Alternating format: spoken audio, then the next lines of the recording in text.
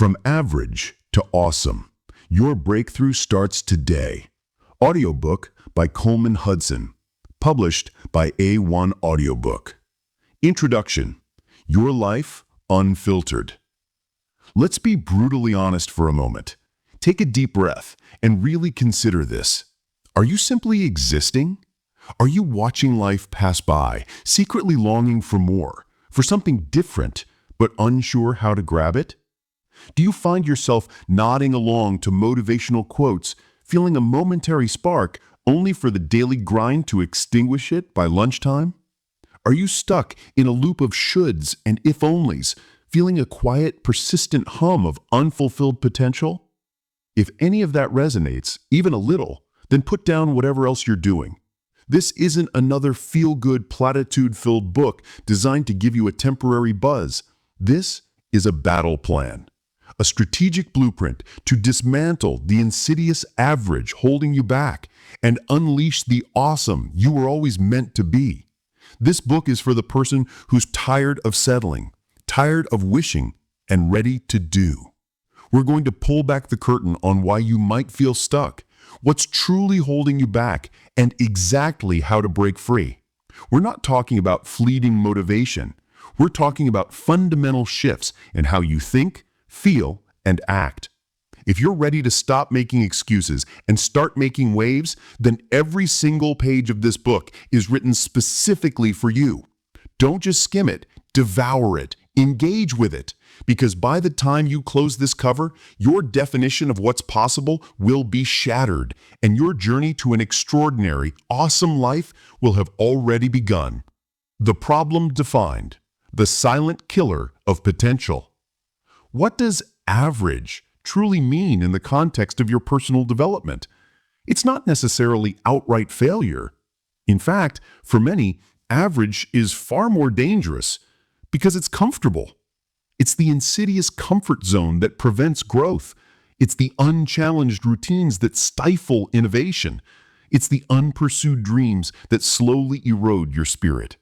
It's the quiet resignation to good enough, even when your gut screams for great. Average manifests in countless ways. Procrastination, consistently putting off what you know you should do, only to be consumed by guilt or last-minute panic. Fear of judgment, letting the potential opinions of others dictate your choices and keep you small. Lack of clarity, feeling adrift, unsure of your purpose or what truly fulfills you. Inconsistent effort, starting strong but fizzling out, never quite hitting your stride or seeing projects through. Settling for less, accepting relationships, jobs, or experiences that don't truly excite or challenge you simply because they're familiar or safe. Feeling stuck or unfulfilled, a nagging sense that there's more to life but a paralyzing uncertainty about how to access it. We live in a world that often rewards conformity. School systems, corporate structures, even social media algorithms often nudge us towards the middle, towards fitting in. There's a subtle, almost invisible pressure to stay within the lines, to not rock the boat. This societal hum can easily lull us into a state of quiet acceptance, making average feel like the default, even the safe option. But safety, when it comes at the cost of your potential, is a cage. This book is about helping you recognize that cage, understand its bars, and then providing the tools to break free. The promise: your awesome awaits. So, what does awesome look like? Let's be clear.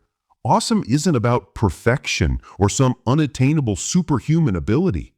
It's about living with purpose, confidence, and unwavering resilience. It's about building genuine connections, communicating with impactful clarity, and consistently pursuing your highest potential. Imagine this: internal freedom, no longer held hostage by self-doubt, fear, or past failures. Profound self-awareness, understanding your strengths, weaknesses, triggers, and values on a deep, actionable level. Unshakable confidence, the quiet, powerful knowing that you can handle whatever life throws at you and emerge stronger and wiser. dynamic resilience, bouncing back from setbacks, not just intact, but stronger and wiser. Deep fulfillment, waking up each day with a sense of purpose and going to bed with genuine satisfaction. The tangible benefits ripple out into every area of your life. Greater personal satisfaction, significant career advancement, deeper and more meaningful relationships, improved physical and mental well-being, and a profound sense of impact that leaves a lasting legacy. This isn't just about doing more. It's about being more. It's about transforming your inner world so that your outer world naturally reflects the magnificent person you truly are. The complete roadmap, your blueprint to breakthrough. This book is your practical guide designed to systematically transform you from average to awesome. We'll start by confronting your current reality and building an unshakable desire for change. Then we'll dive deep into the inner game, rewiring your brain and mastering your emotions. We'll equip you with advanced communication skills to amplify your voice and influence, and fortify your spirit with powerful resilience techniques. From there, we'll move into strategic action, architecting your life with precision, cultivating meaningful relationships, and optimizing your holistic well-being to sustain your growth. This isn't about quick fixes. It's about lasting transformation. It's about practical strategies paired with profound insights, leading you step by step from where you are to where you truly want to be. Your breakthrough starts today. Let's get to work. Chapter 1: The Awakening: Why Average Just Isn't Enough. You picked up this book because a part of you knows there's more. A quiet whisper or perhaps a frustrated roar tells you that good enough is simply not cutting it anymore. This chapter isn't about shaming you for where you are. It's about empowering you to see the true cost of staying put and igniting a powerful desire to break free. It's time for your awakening. The subtle chains of average. Average isn't a badge of shame. It's often a comfortable, invisible chain. It's not about being a failure. In fact, many average people are well-meaning, competent, and even successful by conventional measures. They pay their bills, hold down a job, and maintain relationships. But beneath the surface, there's a gnawing sense of something missing, a feeling of stagnation, a life lived not by design, but by default. Consider David, a marketing manager in his late 30s. David is good at his job. He meets his targets, gets positive performance reviews, and his colleagues like him. He has a comfortable home, a nice car, and takes annual vacations. On paper, David is doing great. But privately, David feels a quiet despair. He dreams of starting his own creative agency, but the thought of leaving his stable paycheck, facing uncertainty, and potentially failing fills him with dread. So he stays. He keeps showing up, doing what's expected, and slowly, imperceptibly, his dream gathers dust in the corner of his mind. David is living an average life, not because he lacks talent or ambition, but because the comfort of the known has become a powerful inertia. This is the insidious nature of average. It's often disguised as playing it safe, avoiding risks, even calculated ones, for fear of falling. Going with the flow, letting external circumstances dictate your path instead of charting your own. Maintaining the status quo, resisting change even when it's necessary for growth.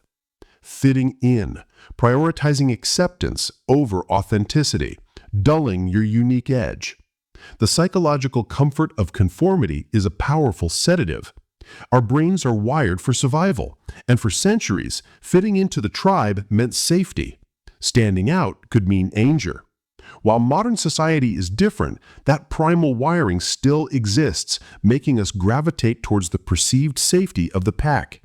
It takes courage to step away from the crowd, to declare that your potential is too vast to be confined by the ordinary. It takes a conscious, fierce decision to say no more.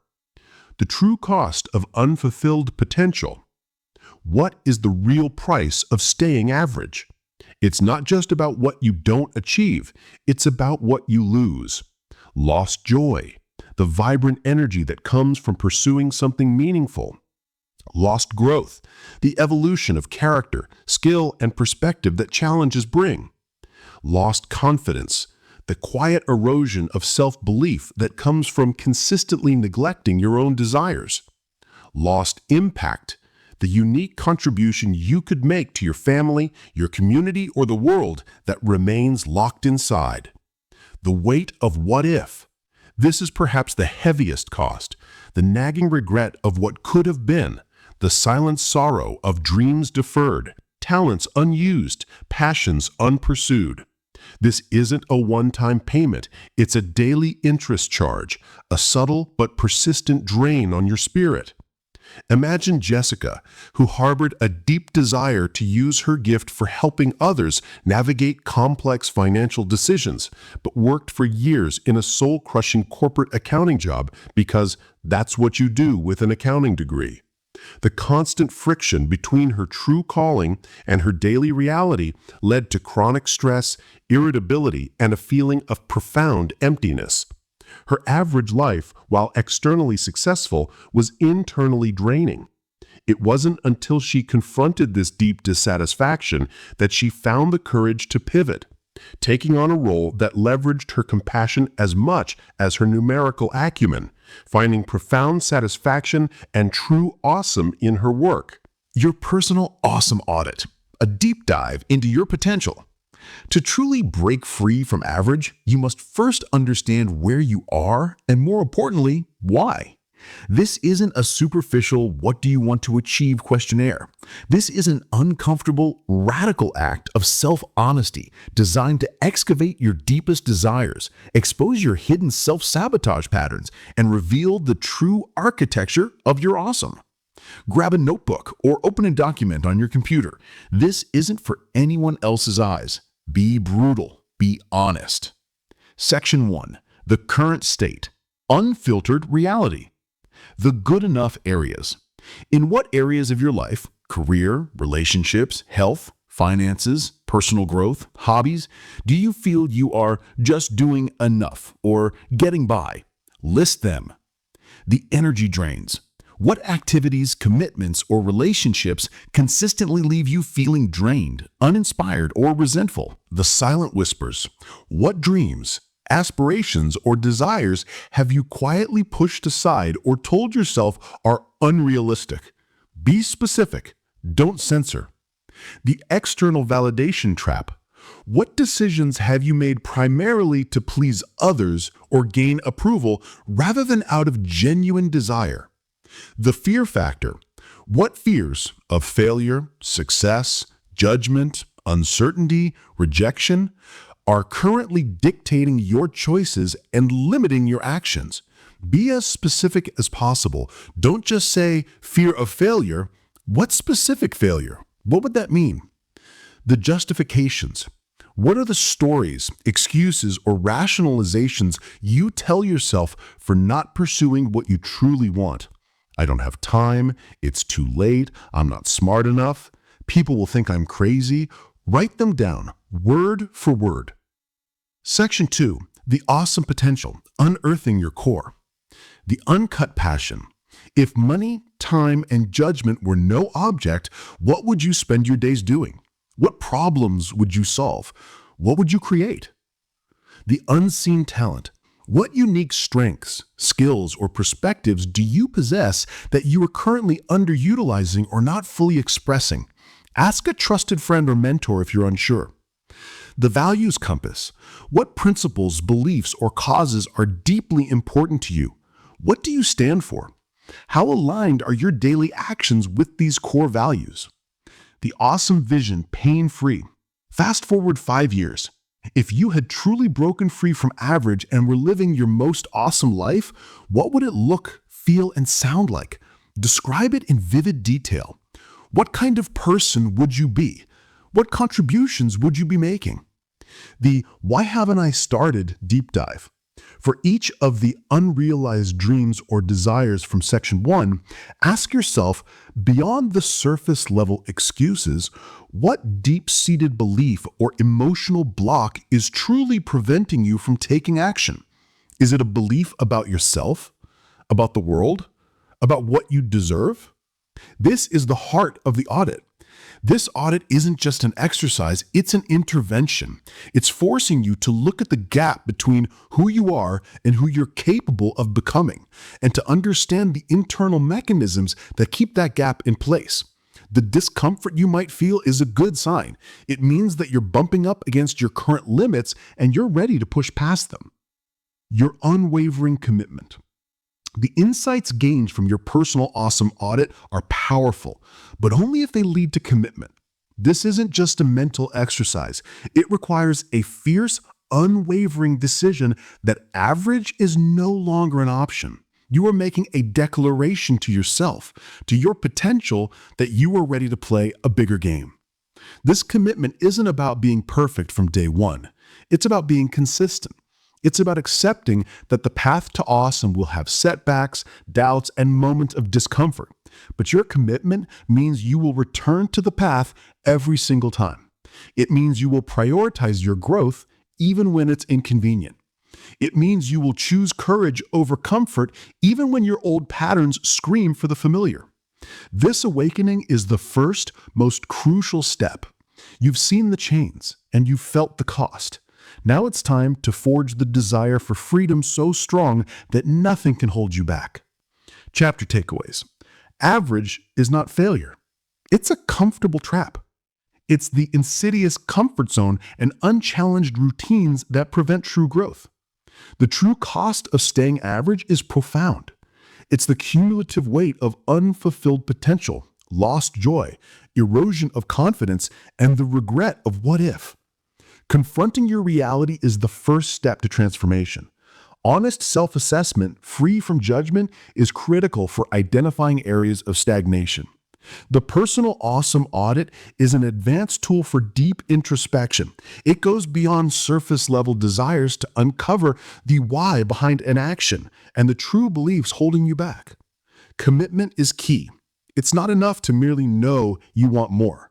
You must make an unwavering decision to pursue it, accepting the discomfort and challenges of the journey. This awakening is the first, most crucial step. You've seen the chains and you've felt the cost. Now it's time to forge the desire for freedom so strong that nothing can hold you back. Chapter takeaways. Average is not failure. It's a comfortable trap. It's the insidious comfort zone in unchallenged routines that prevent true growth. The true cost of staying average is profound.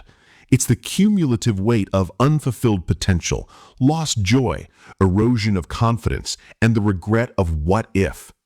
Confronting your reality is the first step to transformation. Honest self-assessment, free from judgment, is critical for identifying areas of stagnation. The personal awesome audit is an advanced tool for deep introspection. It goes beyond surface-level desires to uncover the why behind inaction and the true beliefs holding you back. Commitment is key. It's not enough to merely know you want more. You must make an unwavering decision to pursue it, accepting the discomfort and challenges of the journey. This chapter ignites the burning desire for change, setting the stage for dismantling limiting beliefs and building an awesome mindset. Chapter 2. Rewiring your brain, the power of an awesome mindset. The awakening in Chapter 1 was about seeing the chains of average. Now, it's time to understand where those chains are forged, in your mind. Your mindset isn't just a fluffy concept, it's the operating system of your life. It dictates what you see, what you believe is possible, and ultimately, what you achieve. To move from average to awesome, you don't just need new strategies, you need a fundamentally different way of thinking. You need to rewire your brain. The Invisible Architects, Deconstructing Limiting Beliefs. Think of your limiting beliefs as invisible architects that have designed the boundaries of your world. These are deep-seated convictions about yourself, others, or the world that you hold to be true, even if they aren't. And because you believe them, they become your reality. Where do these beliefs come from? Early childhood, what you heard from parents, teachers, and caregivers. You're not good at math. Money doesn't grow on trees. Don't get your hopes up.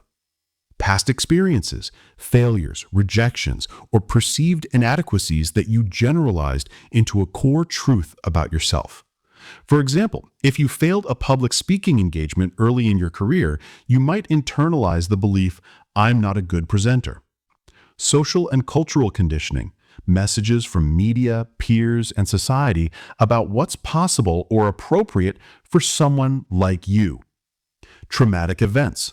Significant negative experiences can create deep-seated fears and beliefs about safety, trust, or self-worth. These beliefs aren't just thoughts, they are deeply ingrained neural pathways in your brain. They act as filters, shaping your perception. If you believe "I'm not good enough," your brain will actively seek out evidence to confirm that belief, ignoring anything that contradicts it. This is why two people can experience the exact same setback, and one is crippled by it, "See, I knew I'd fail," while the other sees it as a valuable lesson. Okay, what can I learn from this? The difference is their mindset. The science of transformation, your neuroplastic brain. Here's the most exciting truth. Your brain is not fixed. For a long time, science believed that once you reached adulthood, your brain was largely set in its ways.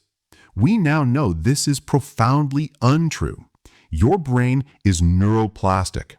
Neuroplasticity is the brain's remarkable ability to reorganize itself by forming new neural connections throughout life. Every time you learn a new skill, think a new thought, or even challenge an old belief, you are physically changing your brain's structure. You are literally forging new pathways and strengthening existing ones that support your new way of thinking. This means you are not stuck with the beliefs, habits, or even the personality traits you developed over time. You have the power to consciously, deliberately, and systematically rewire your brain for awesome. It's like having a personal supercomputer that you can reprogram. Fixed versus growth, the mindset matrix. The pioneering work of Dr. Carol Dweck introduced the concepts of fixed and growth mindsets, which are central to leveraging neuroplasticity. Fixed mindset believes that abilities, intelligence, and talents are inherent, unchangeable traits. If you're good at something, it's because you were born that way. If you're bad at something, well, that's just who you are. This mindset leads to avoiding challenges, fear of exposing inadequacies, giving up easily when faced with obstacles, ignoring useful feedback, seeing it as criticism of self, feeling threatened by the success of others. Stagnation. Growth mindset believes that abilities, intelligence, and talents can be developed through dedication, hard work, and learning. Challenges are opportunities to grow. Effort is a path to mastery.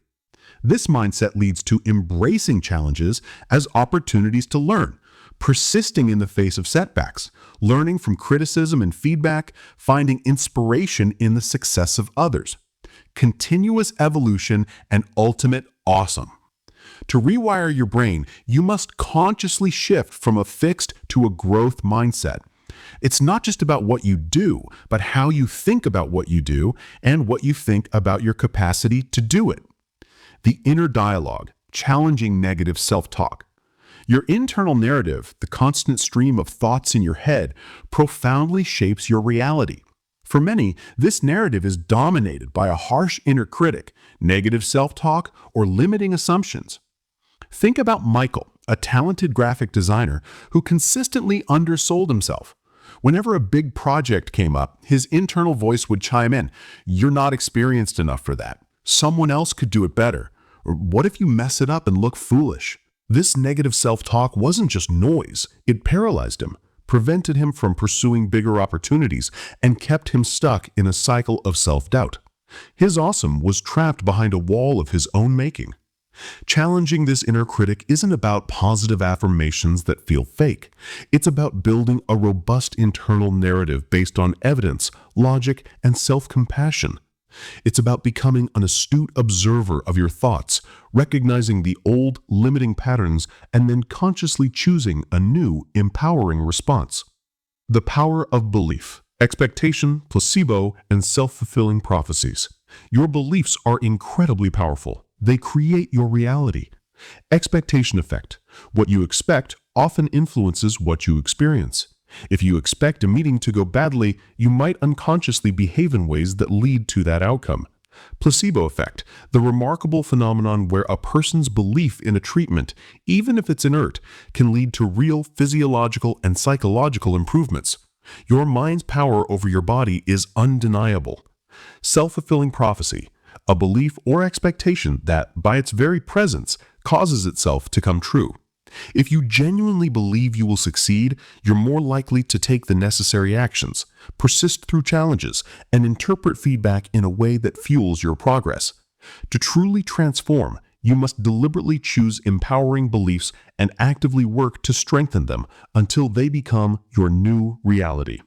Advanced solution, cognitive reframing cascades. This is where we get strategic. Cognitive reframing cascades are a multi-layered, systematic technique for not just identifying a negative thought, but dismantling its roots, challenging its validity, and replacing it with a hierarchy of empowering, evidence-based beliefs. This builds a fortified mental architecture that resists the return of old limiting patterns. Let's use Michael's example. The triggering negative thought, "I'm not experienced enough to lead that major design project." Step 1. Identify and isolate. Write down the exact negative thought. Be precise. Acknowledge it without judgment. Okay, I'm having the thought, "I'm not experienced enough." Step 2. Trace the root, the archaeology of beliefs. When did you first feel this inadequacy? Was it a specific event, e.g., a past project that went sideways, a critical comment from an old boss, a time you felt unqualified in school? What past experience or message solidified this belief?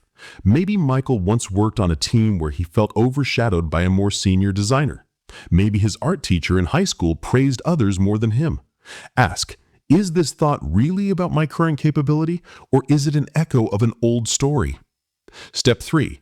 Challenge its validity, the courtroom of evidence. Is this universally true? Have you never been experienced enough for anything you've tackled? Highly unlikely. What evidence contradicts this thought? List every single instance where you were capable, where you did learn quickly, where you succeeded even without prior experience. Michael would list smaller projects he nailed, new software he mastered quickly, positive feedback from clients on his initiative. Is this thought serving me or holding me back? Does believing this move me closer to awesome or keep me stuck in average? What would someone who believes in me say about this situation? Imagine a mentor or trusted friend. Step 4. Build the cascade of empowering beliefs, the fortified architecture. This is where you don't just replace the thought, but build a system of supporting beliefs. Level 1. Direct rebuttal, challenging the immediate lie. That's an old story, and it's not entirely true. I am capable of learning what I need for this project. Level 2. Evidence-based reframe, anchoring in past success. I may not have led a project of this exact size before, but I've successfully managed complex tasks and learned new skills on the fly many times. Remember the specific project where I learned X and achieved Y? I can apply that same adaptive capacity here. Level 3. Action-oriented reframe, focusing on growth and strategy. My experience is a foundation, not a limit. My focus isn't on proving I already know everything, but on consistent learning, strategic planning, and leveraging my existing strengths. I will seek guidance, research, and lean into my creativity. Level 4. Identity level reframe, shaping your core identity. I am a resourceful, adaptable, and intelligent designer who continuously grows, embraces new challenges, and delivers exceptional work. I lead with courage and a commitment to excellence. Step 5. Reinforce and rehearse. Visualize, see yourself successfully leading the project, feeling confident. Affirm. Repeat the level 3 and 4 beliefs regularly, especially when the old thought resurfaces. Action. Take even a small step towards the project. Action reinforces belief. Journal. Write about the shift you're making, the evidence you're finding. and the new beliefs you're adopting. This process is like pulling out weeds by the root and then planting a strong, healthy tree in its place, reinforcing the soil around it. By systematically challenging and replacing limiting beliefs, you are not just changing your thoughts, you are literally rewiring your brain, building new neural pathways that support an awesome mindset. This isn't about being blindly optimistic. It's about being strategically, intelligently empowered. Your awesome mindset is your most powerful asset. It's the engine that will drive every other transformation in this book. Start today. Start now. Chapter 2 Takeaways. Your mindset is your operating system. It dictates your perception, beliefs, and achievements. Limiting beliefs are invisible architects that define your perceived boundaries, often stemming from childhood, past experiences, or societal conditioning. Neuroplasticity is your superpower. Your brain is capable of literally rewiring itself, forming new neural connections and strengthening pathways that support new ways of thinking. Embrace a growth mindset. Believe that your abilities can be developed through dedication and hard work, transforming challenges into opportunities for growth. Challenge negative self-talk.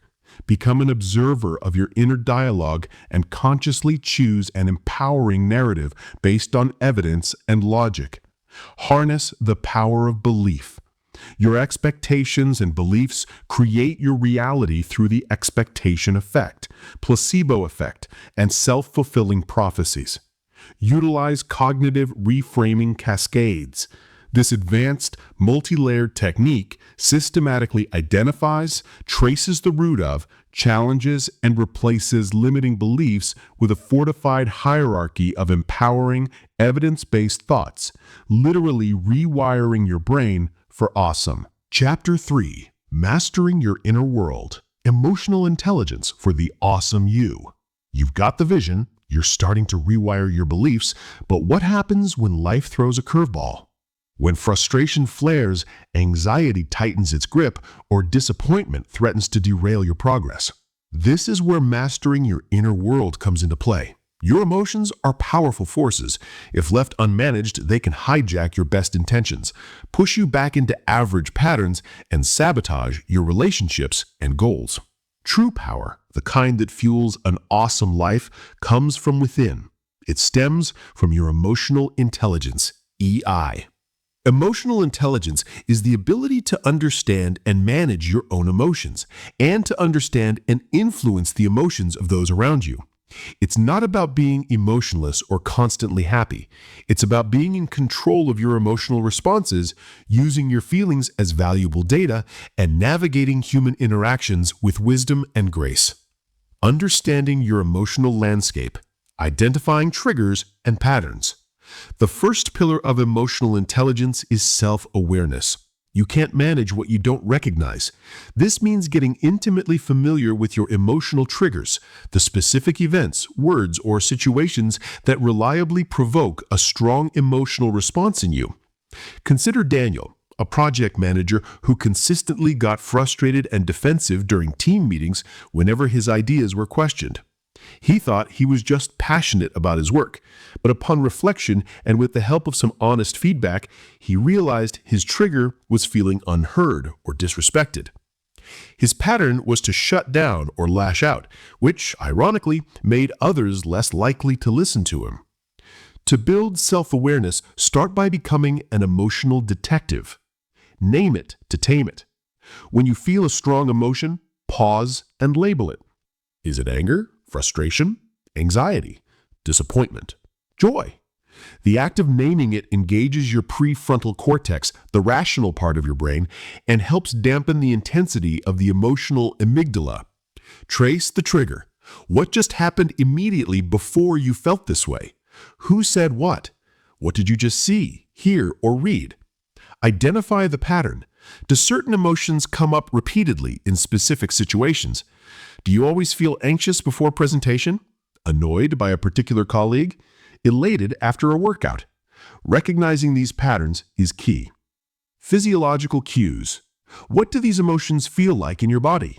Do your shoulders tense? Does your stomach churn? Does your heart race? Learning these somatic cues can give you an early warning system. Strategies for emotional regulation. How to respond, not react. Once you're aware of your emotions and their triggers, the next step is emotional regulation. This isn't about suppressing feelings, it's about choosing how you respond to them. It's about creating space between the stimulus and your reaction.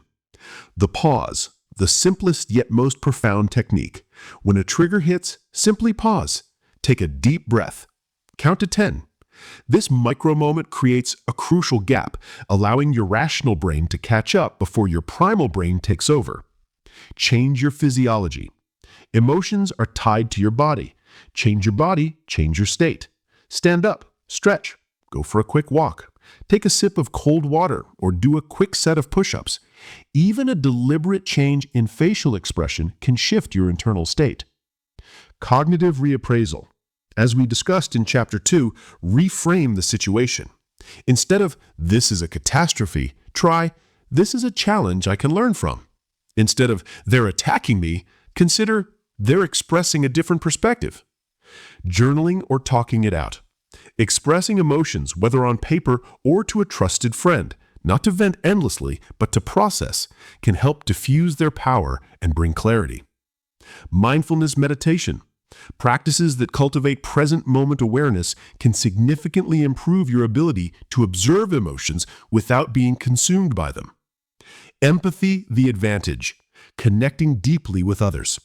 Emotional intelligence extends beyond yourself to your interactions with others. Empathy is the ability to understand and share the feelings of another. It's not just sympathy, feeling sorry for someone, but truly putting yourself in their shoes. For the awesome you, empathy is a strategic superpower in leadership, negotiation, and building robust relationships. Active listening. Listen not just to respond, but to understand. Pay attention to tone, body language, and underlying emotions, not just the words. Ask clarifying questions like, "It sounds like you're feeling frustrated, is that right?" Perspective taking. Before you react or judge, try to imagine the situation from the other person's point of view. What are their motivations, fears, and pressures? Validate, don't judge.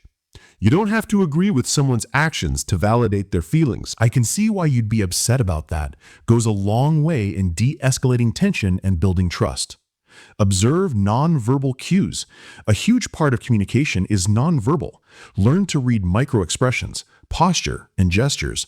What are they really saying?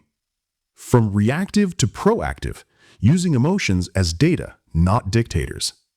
Many people are slaves to their emotions, bouncing from one feeling to the next, dictated by external circumstances.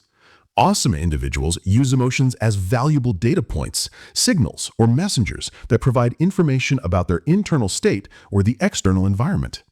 If you feel anger, it might be a signal that a boundary has been crossed or an injustice perceived.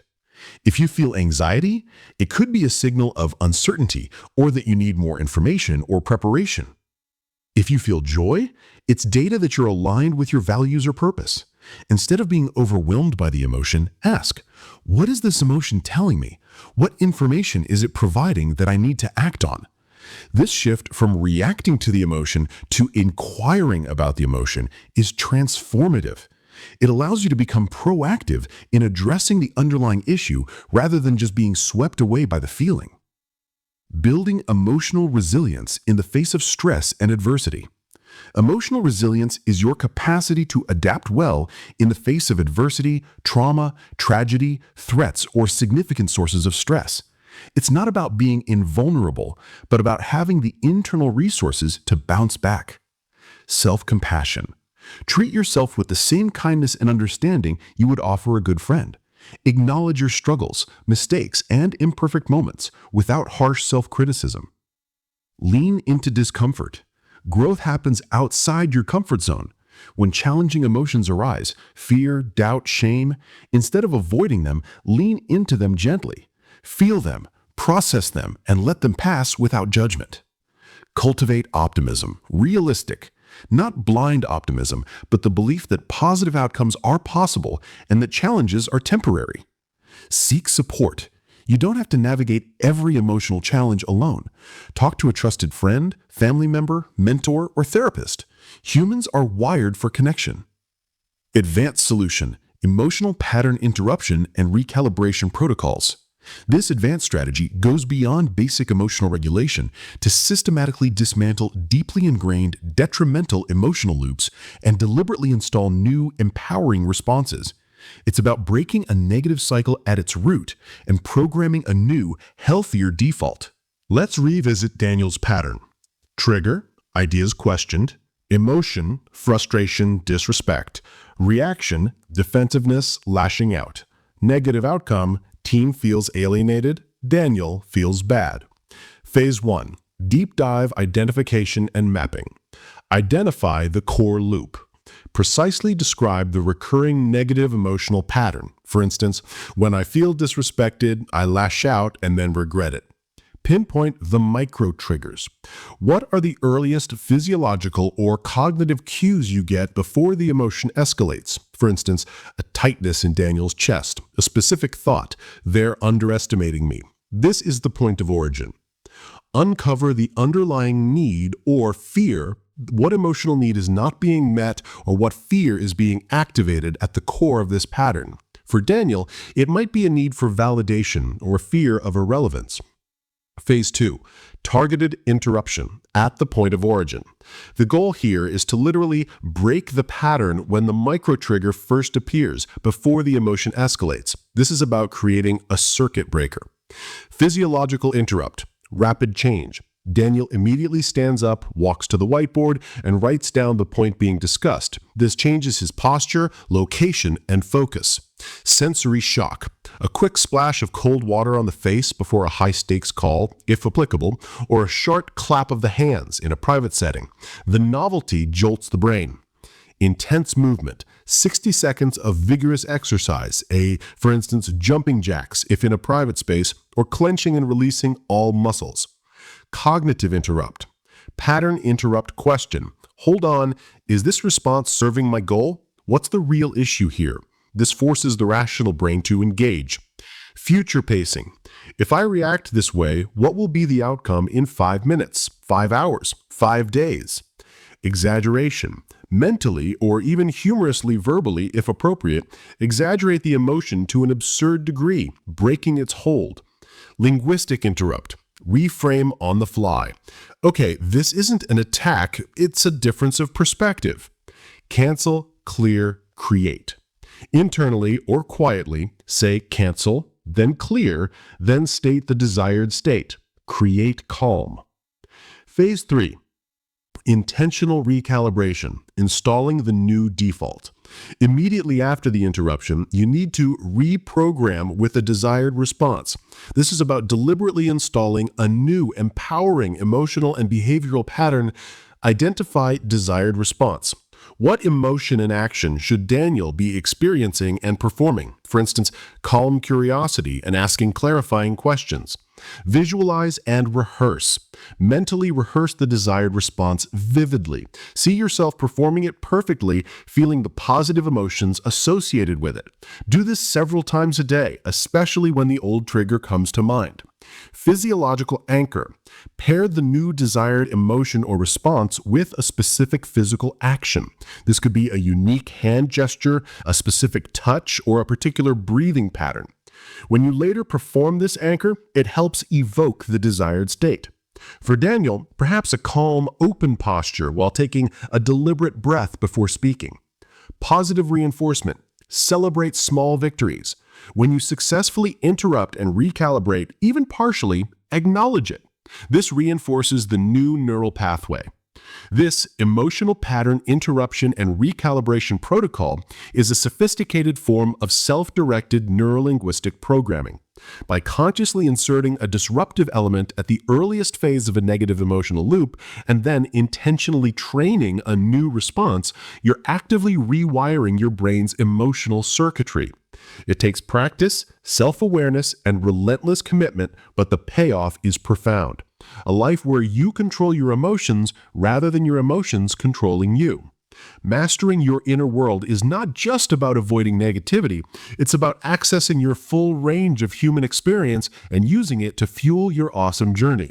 This is a skill that will serve you in every aspect of life, from the boardroom to your family room. Chapter 3 Takeaways. Emotional intelligence is crucial for self-mastery and effective interaction, allowing you to understand and manage your own emotions and influence others. Self-awareness is the foundation. Identify your emotional triggers, patterns, and physiological cues to understand your emotional landscape. Emotional regulation is about choosing your response, not suppressing feelings. Use techniques like pausing, changing your physiology, and cognitive reappraisal. Empathy is a powerful skill for connecting deeply with others, achieved through active listening, perspective-taking, and validating feelings. Use emotions as data, not dictators.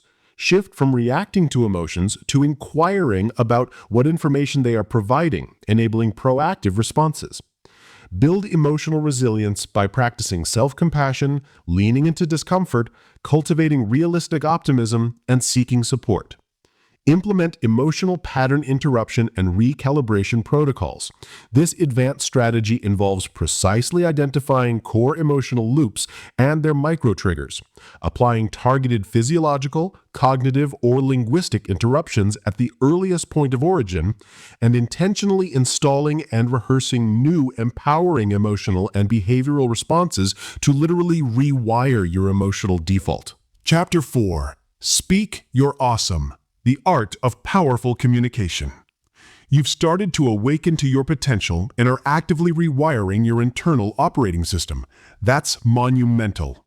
But your awesome, however brilliantly cultivated within, remains largely unseen and unheard until it's expressed. Your words, your actions, and your very presence are your most potent tools for impact. This chapter is about transforming your communication from merely transactional to truly transformational, enhancing clarity, influence, and connection in every aspect of your life. Beyond words, the silent language of presence and power. Think about the most impactful people you know. Is it just what they say or how they say it? It's almost always the latter. Communication is far more than just the words we choose. Nonverbal cues, your body language, facial expressions, gestures, posture, and even the quality of your presence often speak louder and convey more meaning than your carefully crafted sentences. Body language. Are your arms crossed, signaling defensiveness, or are they open, inviting dialogue? Is your posture slumped, conveying disinterest, or upright and engaged? Facial expressions. Your face is a billboard for your emotions. Do your expressions align with your words? A forced smile, a furrowed brow of concentration, or genuine warmth can alter the message entirely. Eye contact. Too little can imply dishonesty or disinterest. Too much can feel aggressive. The sweet spot is a comfortable, consistent gaze that shows engagement, respect, and confidence. Vocal variety. It's not just what you say, but how you say it. Varying your pitch, tone, pace, and volume adds emphasis, conveys emotion, and keeps your audience engaged. A monotone delivery can make even the most profound insights fall flat. Presence. This is about being fully present and engaged in the moment. When you are truly present, you are listening intently, responding thoughtfully, and projecting an authenticity that draws people in. It's the opposite of being distracted, multitasking, or simply waiting for your turn to speak. Imagine Ryan, a software engineer, presenting his groundbreaking code. He's brilliant, but he slouches, stares at the floor, and mumbles. His actual words are phenomenal, but his nonverbal communication undermines his credibility and the impact of his work. Conversely, Chloe, an artist, might not have the most polished vocabulary, but her passionate gestures, vibrant eye contact, and authentic enthusiasm make her art, and her explanation of it, utterly captivating. To speak your awesome, your entire being must align with your message. Active listening, the most underrated communication skill. Here's a paradox. To be a powerful communicator, you must first be a profound listener. Active listening is not just hearing the words, It's a conscious, intentional effort to understand the complete message being communicated, including the thoughts, feelings, and underlying needs. It's about listening to understand, not to reply. Many people listen with an agenda, formulating their response, waiting for a pause to interject, or filtering what they hear through their own biases. Active listening demands presence and genuine curiosity. Give your full attention, put away distractions, make eye contact, turn your body toward the speaker. Withhold judgment. Listen with an open mind. Don't interrupt or formulate rebuttals while the other person is speaking. Reflect and paraphrase. Periodically summarize what you've heard in your own words to confirm understanding. So what I'm hearing is that you're feeling frustrated because X happened and you need Y. Is that right? This shows you've truly heard them. Ask open-ended questions. Encourage elaboration and deeper insight. Instead of, "Did you finish the report?" Ask, "What were the main challenges you faced with the report and how are you planning to address them?" Observe nonverbal cues. Pay attention to what their body language, tone, and facial expressions are telling you. Often these reveal more than the words themselves. Active listening builds profound rapport, prevents misunderstandings, surfaces hidden issues, and makes others feel valued and understood. It's the bedrock of influential communication. Assertive communication, expressing needs and boundaries clearly and respectfully. For many, communication swings between passive, avoiding conflict, not expressing needs, and aggressive, dominating, demanding, disregarding others. Neither serves an awesome life. Assertive communication is the sweet spot, expressing your thoughts, feelings, and needs clearly and directly while respecting the rights and opinions of others. I statements. Frame your concerns or needs from your perspective. Instead of, "You always interrupt me," try, "I feel unheard when I'm interrupted, and I'd appreciate it if I could finish my thought." Be clear and specific. Vague complaints lead to vague solutions. Instead of, "This project is a mess," say, "I'm concerned about the lack of clear milestones in the project plan, and I need us to define them by Friday." State your needs. Don't expect mind reading. Clearly articulate what you want or need. Set boundaries. Communicate your limits respectfully but firmly. "I can take on that task, but it means I'll need to push back on another commitment." Maintain respect. Even when disagreeing, ensure your tone and words convey respect for the other person, even if you don't agree with their viewpoint. Assertiveness empowers you to advocate for yourself, protect your energy, and foster healthier, more honest relationships. Storytelling for impact, engaging hearts and minds. Facts inform, but stories move. From ancient campfire tales to modern TED Talks, storytelling has always been humanity's most powerful communication tool. Stories bypass the logical brain and go straight to the emotional core, making your message more memorable, relatable, and persuasive. Why stories work. Emotional connection. People connect with characters, struggles, and triumphs. Memorability. Facts fade, but narratives stick. Simplifies complex ideas. A good story can make an abstract concept tangible and understandable. Builds trust. Sharing a personal story reveals vulnerability and authenticity. Use stories in presentations, team meetings, negotiations, or even casual conversations to illustrate a point, inspire action, or build rapport. Arthur, a sales executive, doesn't just list product features, he tells stories of how his product transformed a struggling business, turning abstract benefits into tangible emotional wins for his clients. Navigating difficult conversations with grace and effectiveness. Avoiding difficult conversations doesn't make problems disappear. It allows them to fester. Awesome communicators face these moments head-on, not with aggression, but with a clear intention to resolve and strengthen relationships. Prepare. What's your goal for the conversation? What specific points do you need to make? What are potential counterarguments? Choose the right time and place. Ensure privacy, adequate time, and a calm environment. State your positive intent. Start by clarifying that your goal is constructive. I want to discuss this because I value our working relationship and want to ensure we're both successful. Focus on the issue, not the person. Stick to behaviors and outcomes, not character assassination. When X happened, I felt Y, and the impact was Z. instead of, "You always do X and you're so irresponsible." Listen actively.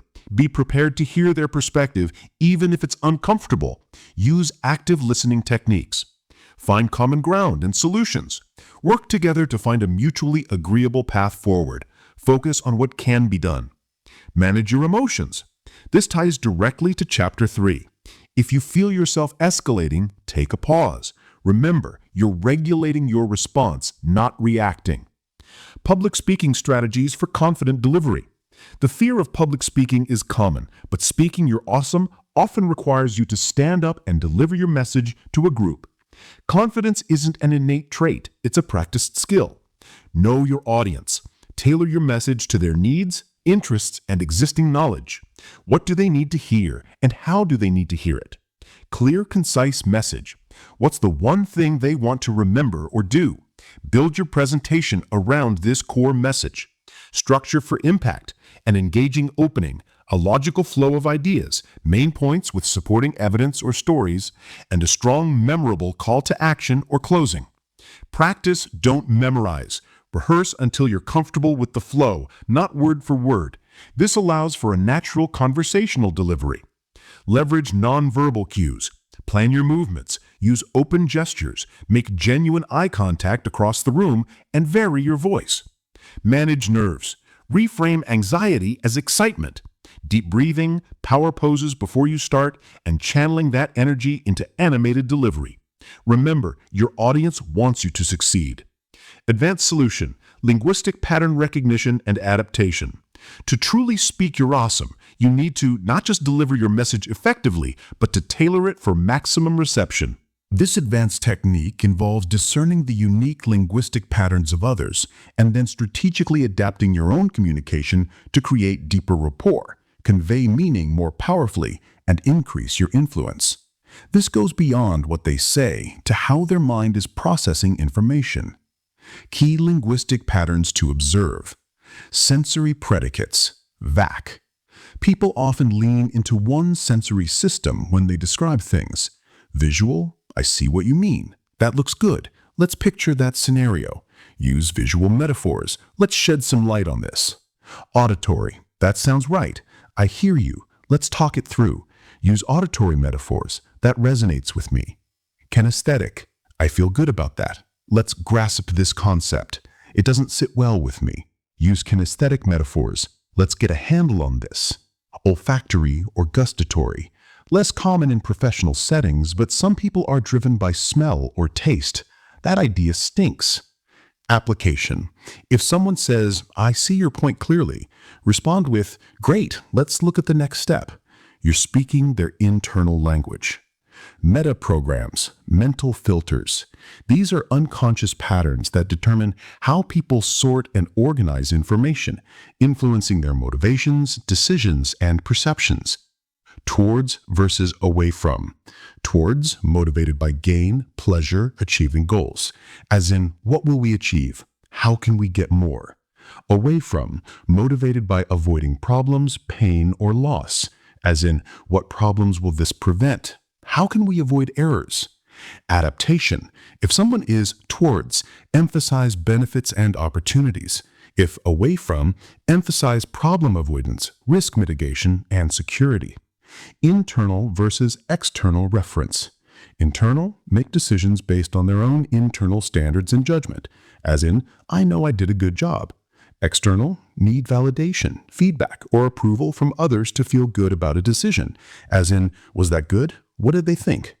Adaptation. For internal, focus on their personal logic and data. For external, provide feedback, testimonials, or social proof.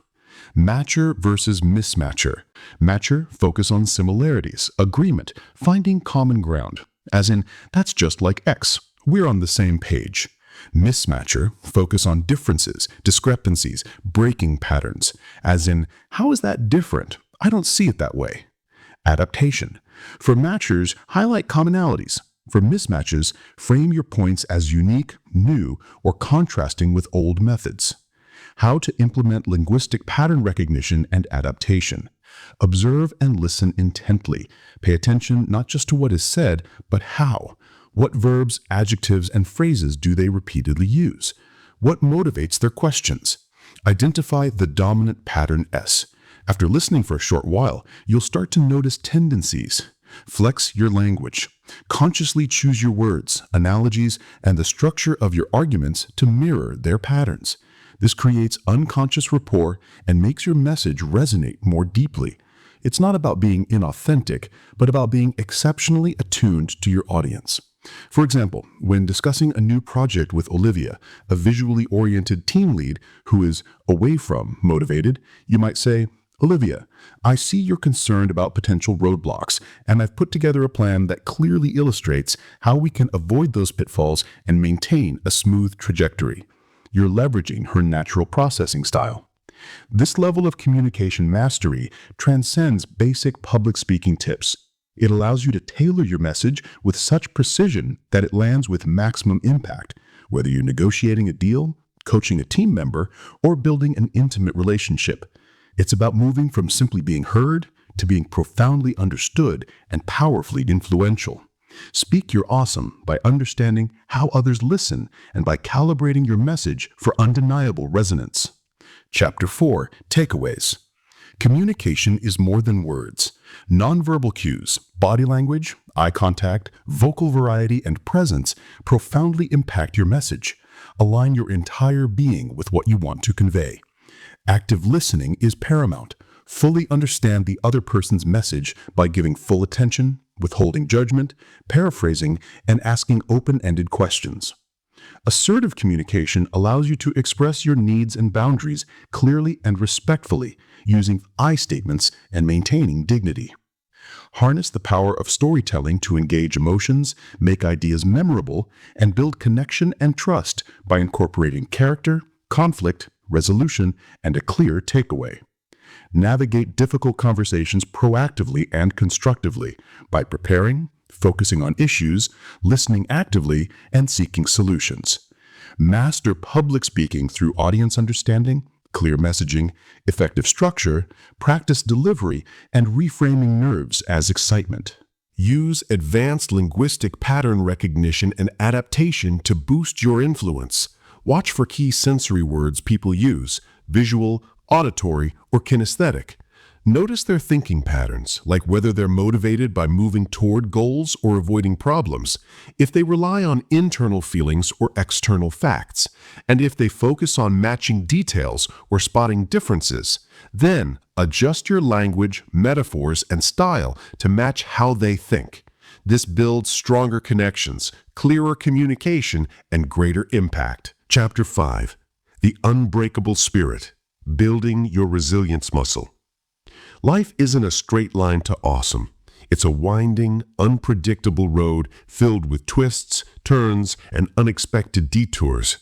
You can cultivate the most brilliant mindset and master communication, but if you crumble at the first sign of adversity, your journey to awesome will be a short one. Being awesome isn't about avoiding challenges or never experiencing failure. It's about how you respond to them.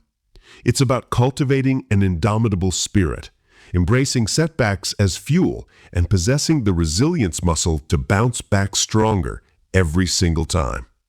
Redefining failure, a stepping stone, not a tombstone. For most of us, failure is a dirty word. It's equated with being inadequate, incompetent, or simply not good enough. Our educational systems often punish it. Our workplaces discourage it. And social media celebrates only success. This cultural conditioning breeds a profound fear of failure, which is one of the most powerful forces keeping people stuck in average. If you're terrified of falling, you'll never dare to climb. But here's the truth that awesome individuals understand. Failure is not the opposite of success. It's part of it. It's not a tombstone marking the end of your efforts. It's a stepping stone, a crucial piece of feedback, a course correction. Consider the story of Marcus, a young entrepreneur who launched his first tech startup with passionate conviction. 6 months in, despite his tireless efforts, the product wasn't gaining traction, investors pulled out, and the company dissolved. Marcus could have viewed this as a devastating personal failure, retreated, and never tried again. Instead, he spent weeks meticulously dissecting what went wrong.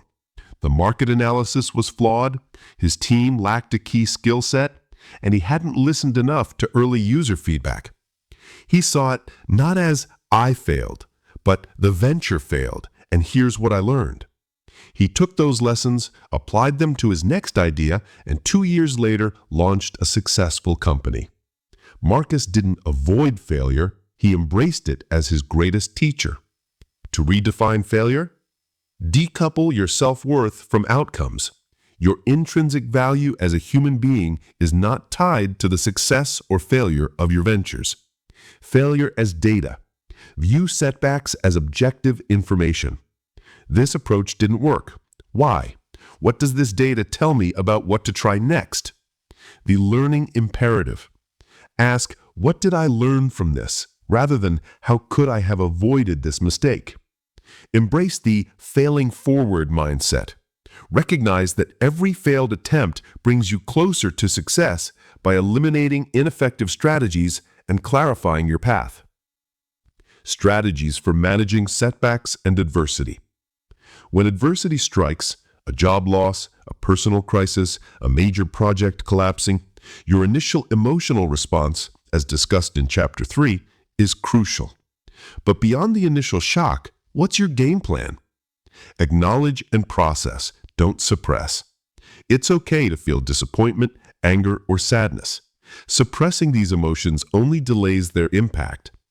Give yourself space to process them, perhaps through journaling, talking to a trusted friend, or simply allowing yourself to feel. Avoid catastrophizing. Our minds often jump to worst-case scenarios. Challenge these thoughts. Is it truly the end of the world, or just a significant setback? Focus on what you can control. The Serenity Prayer holds profound wisdom. Distinguish between what you can change and what you cannot. Direct your energy and efforts only towards the controllable elements. Break it down. A large problem can feel overwhelming. Break it into smaller, manageable pieces. What's the immediate next step you can take? Seek objective feedback. Don't stew in your own narrative. Talk to a trusted mentor or colleague who can offer an objective perspective and potentially identify blind spots. Course correction, not abandonment. A setback doesn't mean your entire goal is invalidated. It often means you need to adjust your strategy, pivot your approach, or iterate on your plan. The power of perspective, reframing challenges into opportunities. Your perspective is a superpower. Two people can face the exact same challenge, and one is defeated and the other is galvanized. The difference lies in how they choose to interpret the event. This is where the concept of reframing becomes essential. From happening to me to happening for me, this simple reframe shifts you from victimhood to agency. Instead of asking, why is this happening to me? Ask, what is this experience trying to teach me? How can this challenge help me grow stronger or achieve something greater? The obstacle is the way. Drawing from Stoic philosophy, realize that challenges are not external interruptions to your path. They are the path. Each obstacle presents an opportunity to practice resilience, ingenuity, and perseverance. The advantage thinking hack. When faced with a difficult situation, force yourself to list at least 3 advantages that could come from it. For example, losing a job might mean more time to explore a new passion, an opportunity to negotiate a better salary elsewhere, or a chance to evaluate what I truly want from my career. This isn't about denying the difficulty, but about expanding your perception of possibilities. Developing grit and perseverance, the long game of awesome. Grit, a concept popularized by psychologist Angela Duckworth, is defined as passion and perseverance for long-term goals. It's the ability to stick with your future day in, day out, not just for the week, not just for the month, but for years.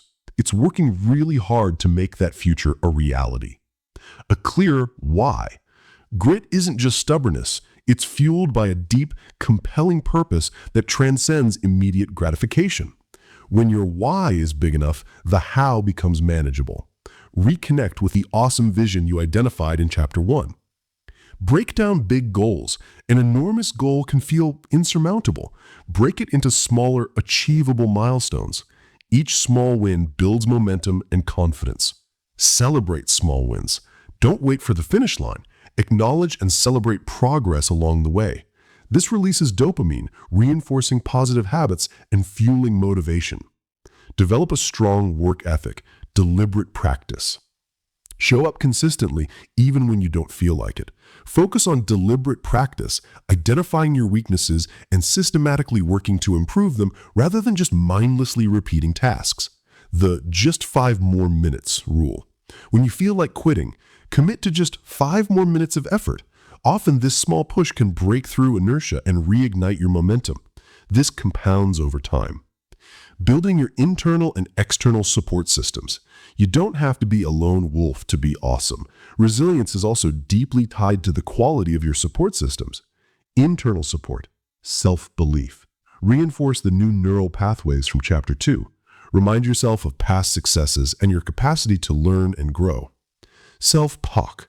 Become your own best coach, not your harshest critic. Use encouraging, empowering language. Self-compassion. Be kind to yourself when you stumble. Resilience isn't about being perfect. It's about being human and learning from your imperfections. External support. Your inner circle. Surround yourself with people who believe in you, challenge you constructively, and lift you up. More on this in Chapter 7. Mentors and coaches. Seek guidance from those who have navigated similar challenges. Their wisdom can save you time and pain. Accountability partners. Someone who holds you to your commitments and provides an outside perspective when you get stuck. Professional help. Don't shy away from therapists or counselors if you're facing significant emotional distress. It's a sign of strength, not weakness, to seek expert guidance. Advanced solution, adaptive stress inoculation protocols. Most people wait for stress to hit, then try to react.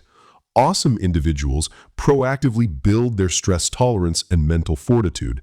Adaptive stress inoculation protocols, or ASIPs, are a systematic approach to deliberately and incrementally expose yourself to controlled, escalating levels of discomfort or challenge. The goal is to build a heightened physiological and psychological tolerance to stress, turning potential stressors into growth opportunities rather than debilitating events. This is about training your resilience, not just hoping it appears. Here's how to implement. Identify your growth zones or avoidance triggers. What specific stressors, mental, physical, social, emotional, do you actively avoid? Example, public speaking, cold calls, early morning workouts, difficult conversations, complex analytical tasks, staying calm in traffic. What situations reliably trigger a disproportionately strong negative emotional or physical response in you? Example, I dread presenting to executives. I get incredibly anxious before social gatherings. I always give up on my workout when it gets really hard. Design micro doses of discomfort. The principle, like a vaccine, you introduce a small, manageable amount of the stressor to stimulate adaptation without overwhelming your system. Cognitive. If you avoid complex problem solving, dedicate 15 minutes a day to a highly challenging puzzle, a logic game, or reading a dense technical paper on a new topic. Physical. Take a 30-second cold shower after your warm one. Hold a plank for 10 seconds longer than comfortable. Add 1 extra rep to your last set. Fast for 2 hours longer than usual, after consulting with a doctor if necessary. Social emotional. Initiate a brief, non-essential conversation with a stranger. For example, compliment a cashier. Offer a polite but dissenting opinion in a low-stakes team meeting. Practice assertive no to a small, inconsequential request. Spend 5 minutes contemplating a fear without judgment. Time pressure. Set a slightly aggressive but achievable deadline for a minor task. Controlled escalation. Once you're comfortable with a microdose, gradually increase the intensity, duration, or complexity. Example, from 30-second cold showers to 60 seconds, then a full cold shower. From speaking up once in a low-stakes meeting to offering a key insight in a more important one. From a 15-minute challenging cognitive task to 30 minutes. The key is controlled. Push past comfort, but not into overwhelm or self-harm. Listen to your body and mind. Preparing and post-mortem, the learning loop. Before, mentally prepare for the discomfort. Visualize yourself successfully navigating it. Remind yourself why you're doing this, to build resilience. Set a clear intention for what you want to learn or achieve. After, crucial for learning. Immediately debrief. What happened? Objective observation. How did I feel physically and emotionally during and after? Self-awareness. What thoughts arose? Cognitive awareness, linked to Chapter 2. What went well? Acknowledge small victories. What did I learn about myself or the situation? Insight. What could I improve next time? Actionable feedback. How can I apply this learning to larger challenges? Integration. Recovery and integration. Stress inoculation isn't about being perpetually stressed. It's about strategic exposure followed by adequate recovery.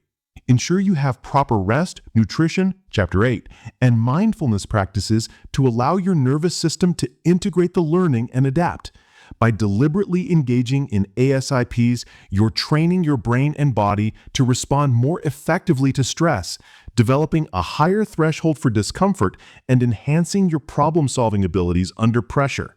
You're building internal fortitude that will serve you when real, unexpected challenges arise. This is how you don't just endure adversity, you thrive because of it, forging an unbreakable spirit that fuels your awesome journey. Chapter 5 takeaways. Redefine failure as a stepping stone, not a tombstone. It's valuable data and a necessary part of the learning and growth process, not an indictment of your worth. Manage setbacks proactively. Acknowledge emotions, avoid catastrophizing, focus on what you can control, break down problems, and seek objective feedback.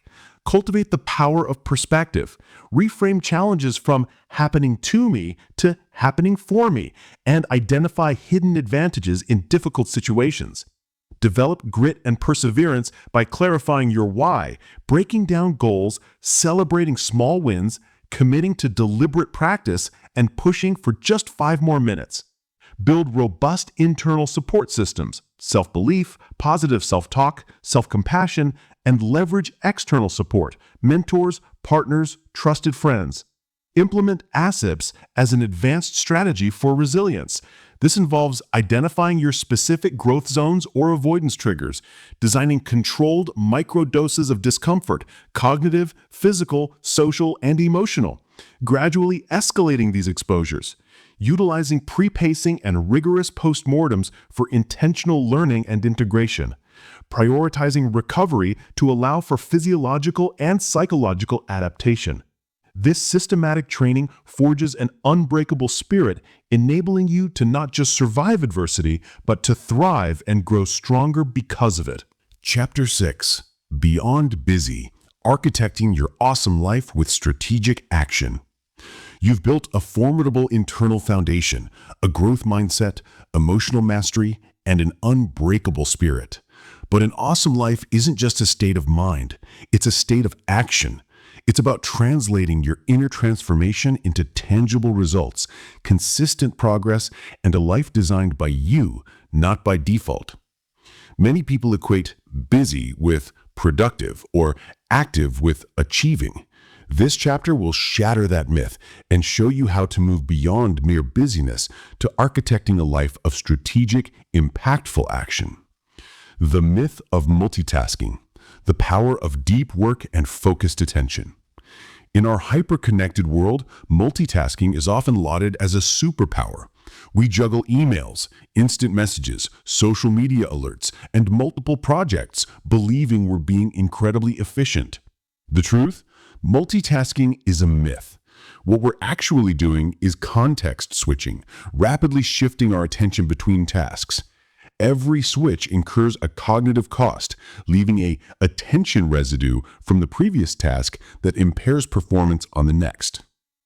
The result is shallow work, increased errors, and a constant feeling of being overwhelmed without actually accomplishing anything meaningful. Awesome individuals understand that true productivity isn't about doing more things. It's about doing the right things with deep, undivided attention.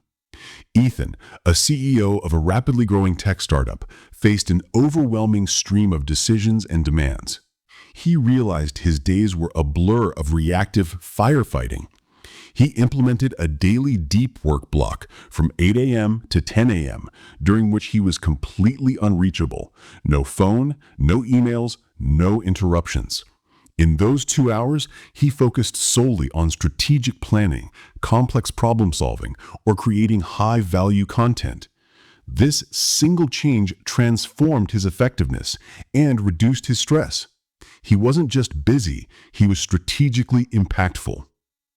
Goal setting for exponential growth. Smarter than smart goals.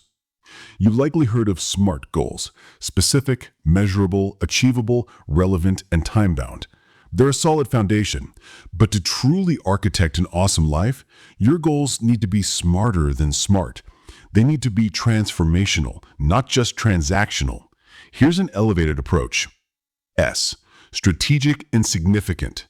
Does this goal align with your core values and your awesome vision from Chapter 1? Is it a leverage point, a goal that, when achieved, makes other goals easier or less necessary? Is it truly significant or just busy work? M. Meaningful and motivating. Is the goal deeply meaningful to you? Does it ignite your passion? If it's not motivating, you'll struggle with consistency. A. Audacious and aligned. Push past achievable to audacious, something that stretches you, makes you grow, and feels a little scary.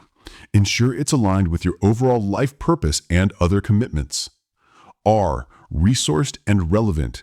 Do you have or can you acquire the necessary resources, time, skill, money, support? Is it relevant to your current life stage and priorities? T. Trackable and time-bound. Still crucial. How will you measure progress and when will you achieve it? Break down long-term goals into trackable milestones. Beyond the acronym, awesome goal setting focuses on process-oriented goals. Instead of write a book, think write 500 words per day, 5 days a week. This focuses on the consistent action which you control, rather than just the outcome which has external dependencies. Iterative goals. Treat goals like experiments. Set them, work towards them, learn, and then adjust. Don't be rigidly tied to the initial plan if new information arises. Habit stacking and environmental design for effortless consistency. Goals are the destination. Habits are the vehicle.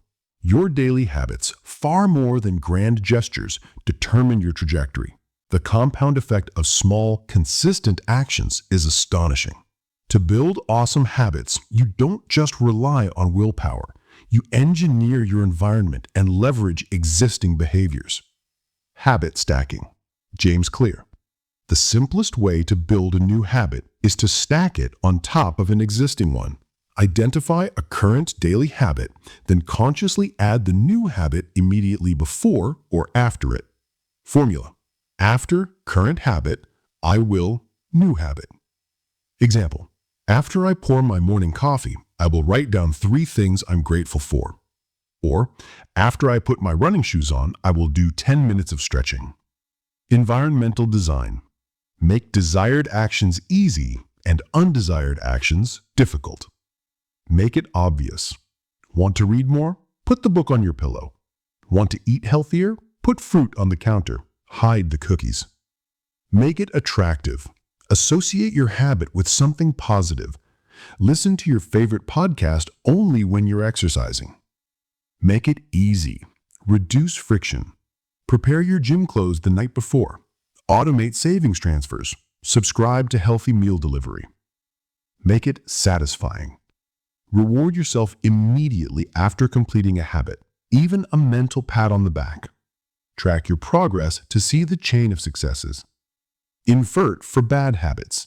Make bad habits invisible, unattractive, difficult, and unsatisfying. Put your phone in another room to avoid mindless scrolling. Cancel tempting subscriptions. When Grace struggled to start her freelance writing business, she realized her environment was fighting against her. Her laptop was buried under clutter, her phone was constantly buzzing, and her office was also her relaxation space. She redesigned, cleared a dedicated writing desk, turned off all notifications during her writing sprint time blocks, and started each session by opening a specific writing app. By making writing easier and distractions harder, she built consistency effortlessly. Overcoming procrastination and the resistance. Procrastination is not laziness. It's often a complex interplay of fear, of failure, of success, of judgment, or perfectionism, or feeling overwhelmed. Stephen Pressfield, in The War of Art, calls this internal struggle the resistance, an insidious, universal force that tries to prevent us from doing our most important, creative, or challenging work. It manifests as distraction, self-doubt, and yes, procrastination. To conquer the resistance and beat procrastination, minimum viable action, MVA. Don't focus on finishing the entire project. Just commit to the absolute smallest, easiest first step. Write one sentence. Open the document. Send one email. The momentum often carries you forward. The Pomodoro technique. Work in highly focused 25-minute intervals followed by 5-minute breaks. This makes large tasks seem less daunting and keeps you from burning out. Pre-commitment. Make it harder to back out. Tell a colleague you'll have a draft by Tuesday, schedule a presentation, or invest money in a course. Eat the frog, Mark Twain's advice. Tackle your hardest, most dreaded task first thing in the morning. Once it's done, the rest of your day feels easier and more productive. Time blocking. As mentioned, dedicating specific, non-negotiable time for critical tasks eliminates the mental debate. Reward systems. Tie completion of a difficult task to a small, immediate reward. Example, after I finish this report, I'll allow myself to watch one episode of my favorite show. Time mastery. Not about doing more, but doing what matters. You can't manage time. It flows relentlessly. What you can manage is your attention and your energy. This shift in perspective is crucial for architecting an awesome life that prioritizes impact over activity. The Eisenhower matrix, urgent and important. Categorize tasks into 4 quadrants. Urgent and important, do immediately. Crises, deadlines. Not urgent and important, schedule for deep work, strategic planning, relationship building, personal development. This is where awesome lives. Urgent and not important, delegate or eliminate. Some emails, minor interruptions. Not urgent and not important, eliminate. Time wasters, excessive social media. The Pareto principle, 80-20 rule. Identify the 20% of your efforts that will yield 80% of your desired results. Focus relentlessly on those high-leverage activities. Eliminate or delegate the rest. Protect your energy. Your focus wanes throughout the day. Schedule your most demanding, creative tasks for when your energy is highest. Use lower energy times for routine or administrative tasks. Say no strategically. Every yes to one thing is a no to something else. Be fiercely protective of your time and attention, especially for not urgent and important activities. Robert, a director at a nonprofit, felt constantly overwhelmed despite working long hours. He started applying the Eisenhower matrix and realized he was spending 80% of his time on urgent and not important tasks that could be delegated. By saying no more often and actively delegating, he freed up significant time to focus on strategic initiatives that truly moved the needle for his organization, allowing him to leave work feeling accomplished, not just exhausted. Decision-making frameworks for clarity and confidence. Awesome individuals don't get stuck in analysis paralysis. They make decisions, learn from the outcomes, and adjust. Here are frameworks to help you make clearer, more confident choices. Weighted pros and cons. Beyond a simple T-chart. Assign a numerical weight, for example 1 to 10, to each pro and con based on its importance to you. Sum the scores. This quantifies your intuition. Regret minimization framework. Jeff Bezos imagines yourself at 80 years old, looking back on your life. Will you regret not having taken this risk or not having pursued this opportunity? This long-term perspective often clarifies priorities. Decision matrix. For complex decisions with multiple options and criteria, list your options across the top, criteria down the side. Score each option against each criterion, for example, 1 to 5. Sum the scores to find the highest ranking option. The rule of 70%. Don't wait for 100% certainty. In most situations, once you have about 70% of the information you need, make a decision. The remaining 30% often doesn't change the outcome, and the cost of waiting for perfect information outweighs the benefit. It's better to make a good decision now and iterate than a perfect decision never. Brenda was offered a promotion that meant more money and prestige, but also significantly more travel, impacting her family time. She used the weighted pros and cons list, scoring family time very highly. While the financial benefits were appealing, her weighted scores clearly showed her long-term happiness was tied more to her personal values. She declined the promotion, instead negotiating for more flexible hours in her current role, aligning her actions with her awesome life vision. Advanced solution, dynamic constraint mapping and iteration. This advanced approach to strategic action is inspired by the theory of constraints, TOC, typically used in operations management, but profoundly applicable to personal effectiveness.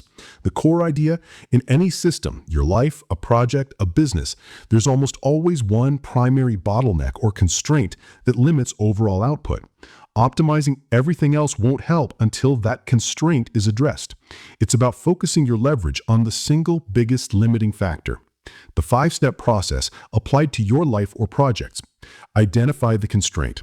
What is the single biggest bottleneck preventing you from achieving your specific awesome goal or improving a particular area of your life? Be brutally honest. Examples. I can't get my creative side project off the ground because I lack interrupted focus time for it. The constraint is time and focus. My career progress is stuck because I consistently procrastinate on high-impact, uncomfortable tasks. The constraint is procrastination, comfort zone. My health goals stall because I consistently rely on willpower, which depletes. The constraint is willpower dependency. I can't launch my business because I'm waiting for one crucial piece of information or approval. The constraint is external dependency. Exploit the constraint. Once identified, how can you maximize the output of that constraint right now with minimal investment or change? If lack of focus time, immediately block off 60 to 90 minutes every single morning before distractions start. No exceptions. Make it non-negotiable. If procrastination on uncomfortable tasks, use the eat the frog method. Do the dreaded task for just 15 minutes first thing, or apply the MVA. If willpower dependency, implement environment design. Make healthy choices super easy, unhealthy choices super hard. Automate decisions. If waiting for external input, proactively follow up with a clear deadline. Offer to help them get the info. Explore alternative solutions that don't require that input. Subordinate everything else to the constraint.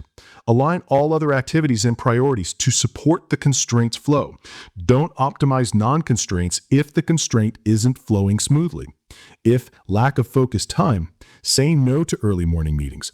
Automate or delegate lower priority tasks. Protect that time block like gold.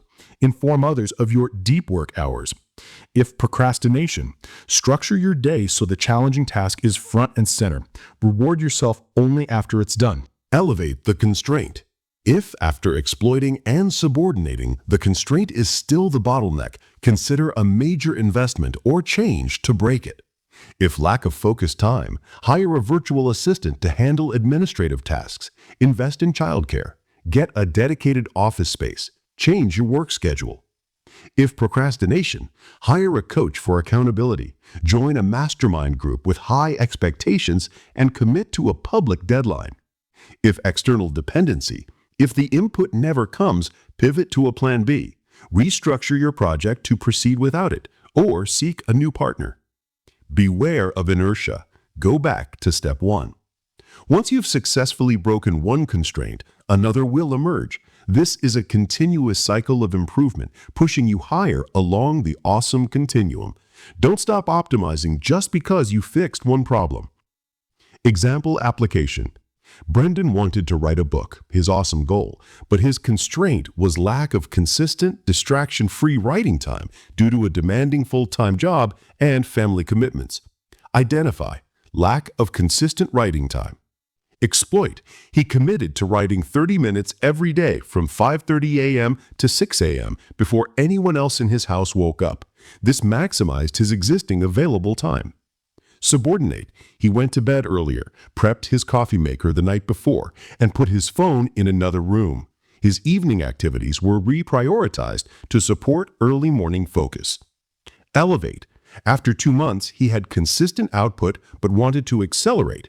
He then hired a virtual assistant for 5 hours a week to manage his email and schedule for his full-time job, freeing up mental load and some workday microbursts for writing. New constraint. He now occasionally struggled with writer's block. He then identified generating fresh ideas as his new constraint and started a new cycle of brainstorming and research techniques. Dynamic constraint mapping and iteration is about working smarter, not just harder. It's about applying an engineering mindset to your personal and professional life, systematically identifying and dismantling your biggest bottlenecks to unlock exponential progress towards your awesome vision. Stop trying to optimize everything. Find the constraint, attack it, and watch your life accelerate. Chapter 6 Takeaways. Beyond busyness. True productivity comes from strategic action and focused attention, not multitasking. Embrace deep work by single-tasking, time blocking, and designing distraction-free environments. Elevate your goals. Move beyond basic SMART goals to make them smarter, strategic, significant, meaningful, motivating, audacious, aligned, resourced, relevant, trackable, and time-bound.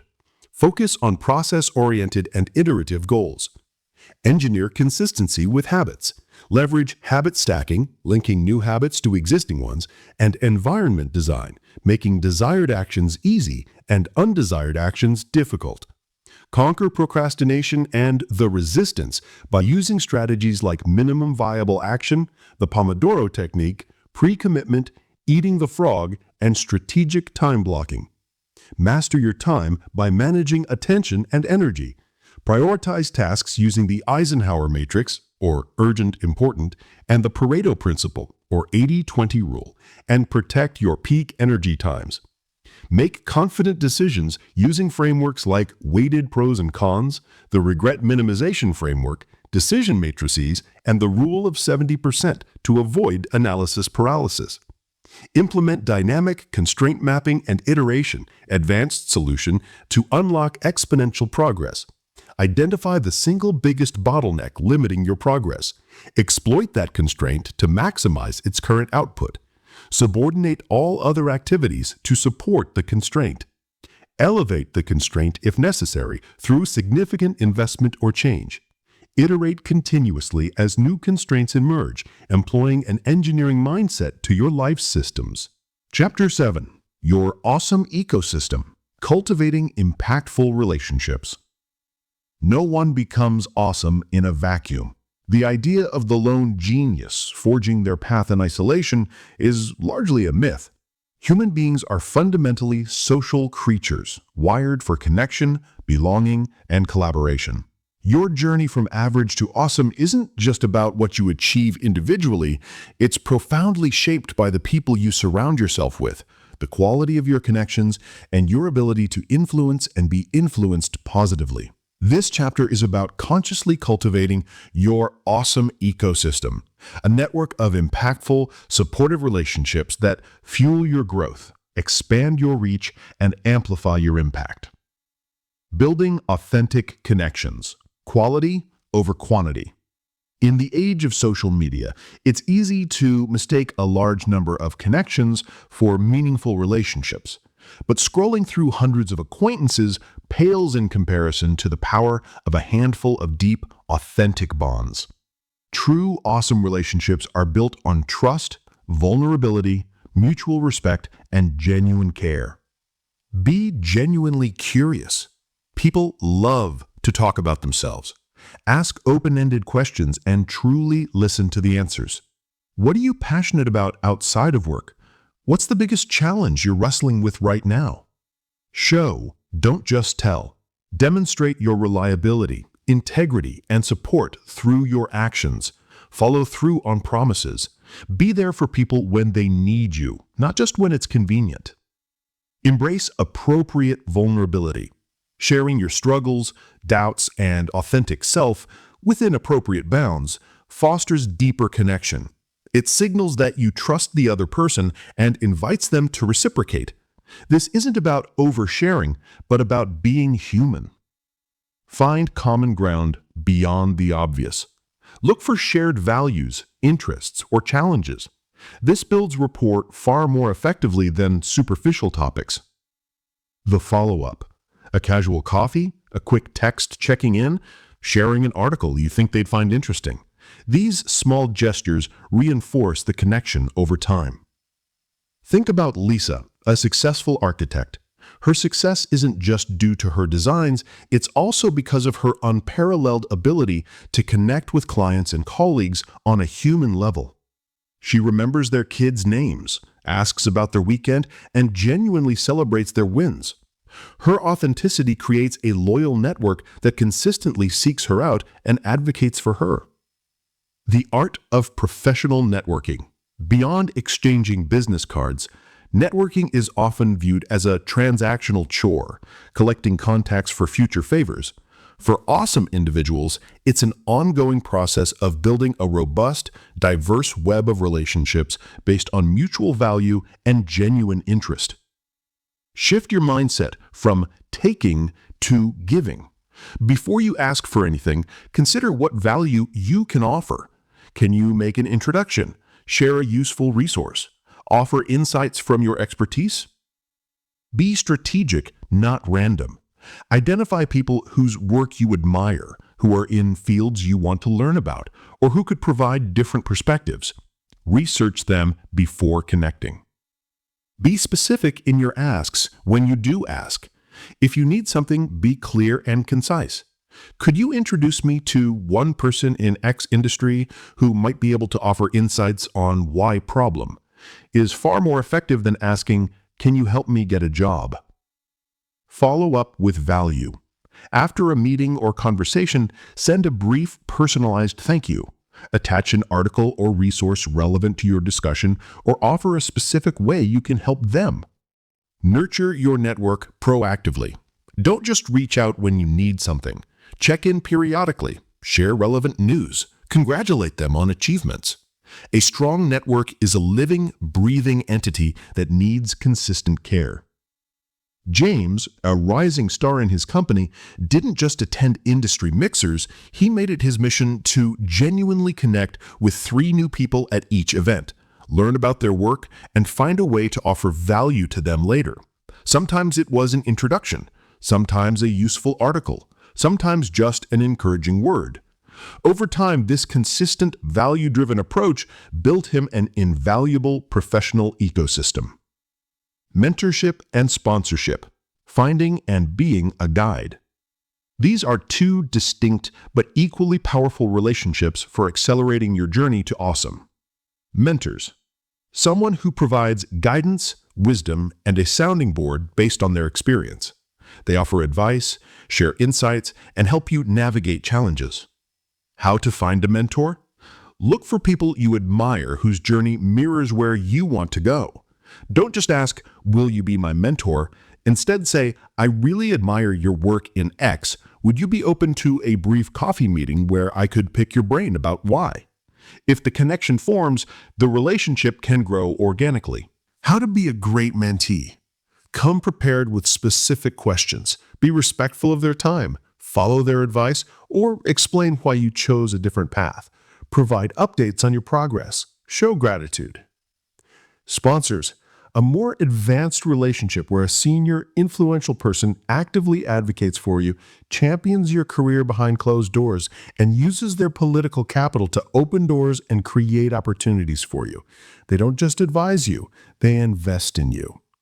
How they differ? A mentor might tell you to apply for a promotion.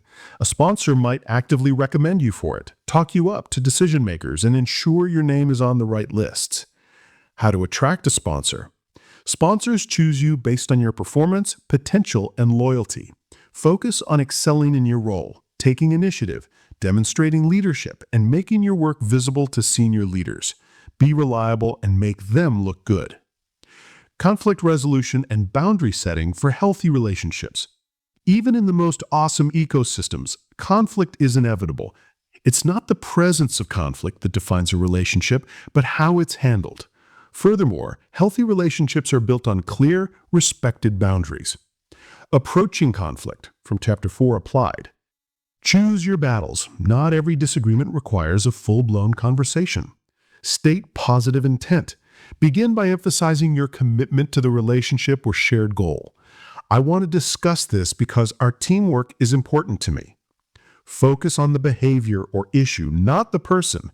When X happened, it impacted Y, not you always do X. Use I statements. Express your feelings and needs directly. I felt unheard when that decision was made without my input. Actively listen to their perspective. Hear them out fully, even if you disagree. Seek understanding, then resolution. Aim for mutual understanding first, then collaboratively find a solution. Setting boundaries, essential for protecting your energy, time, and mental well-being. Know your limits. What are you comfortable with? What will drain you? Communicate clearly and respectfully. I'm not available for meetings before 10 a.m. on Tuesdays. I can't take on that extra project right now. I love spending time with you, but I need to leave by 9 p.m. tonight. Be consistent. If you set a boundary, uphold it. Inconsistency sends mixed signals. Manage guilt. You might feel guilty initially, especially if you're used to being a people pleaser. Remind yourself that setting boundaries is an act of self-respect that ultimately fosters healthier relationships. William, a sales director, initially struggled with a colleague, Olivia, who constantly brought negative energy to team meetings. Instead of avoiding her or complaining, William initiated a private conversation. He used I statements, expressing how he felt when negativity overshadowed productive discussions. He didn't accuse Olivia. He focused on the impact of the behavior. By clearly and calmly setting a boundary around productive discussion, William helped recalibrate their dynamic, leading to more respectful and effective interactions. Leading with influence, inspiring others to their own awesome. As you become more awesome, you naturally become a leader, whether or not you hold a formal title.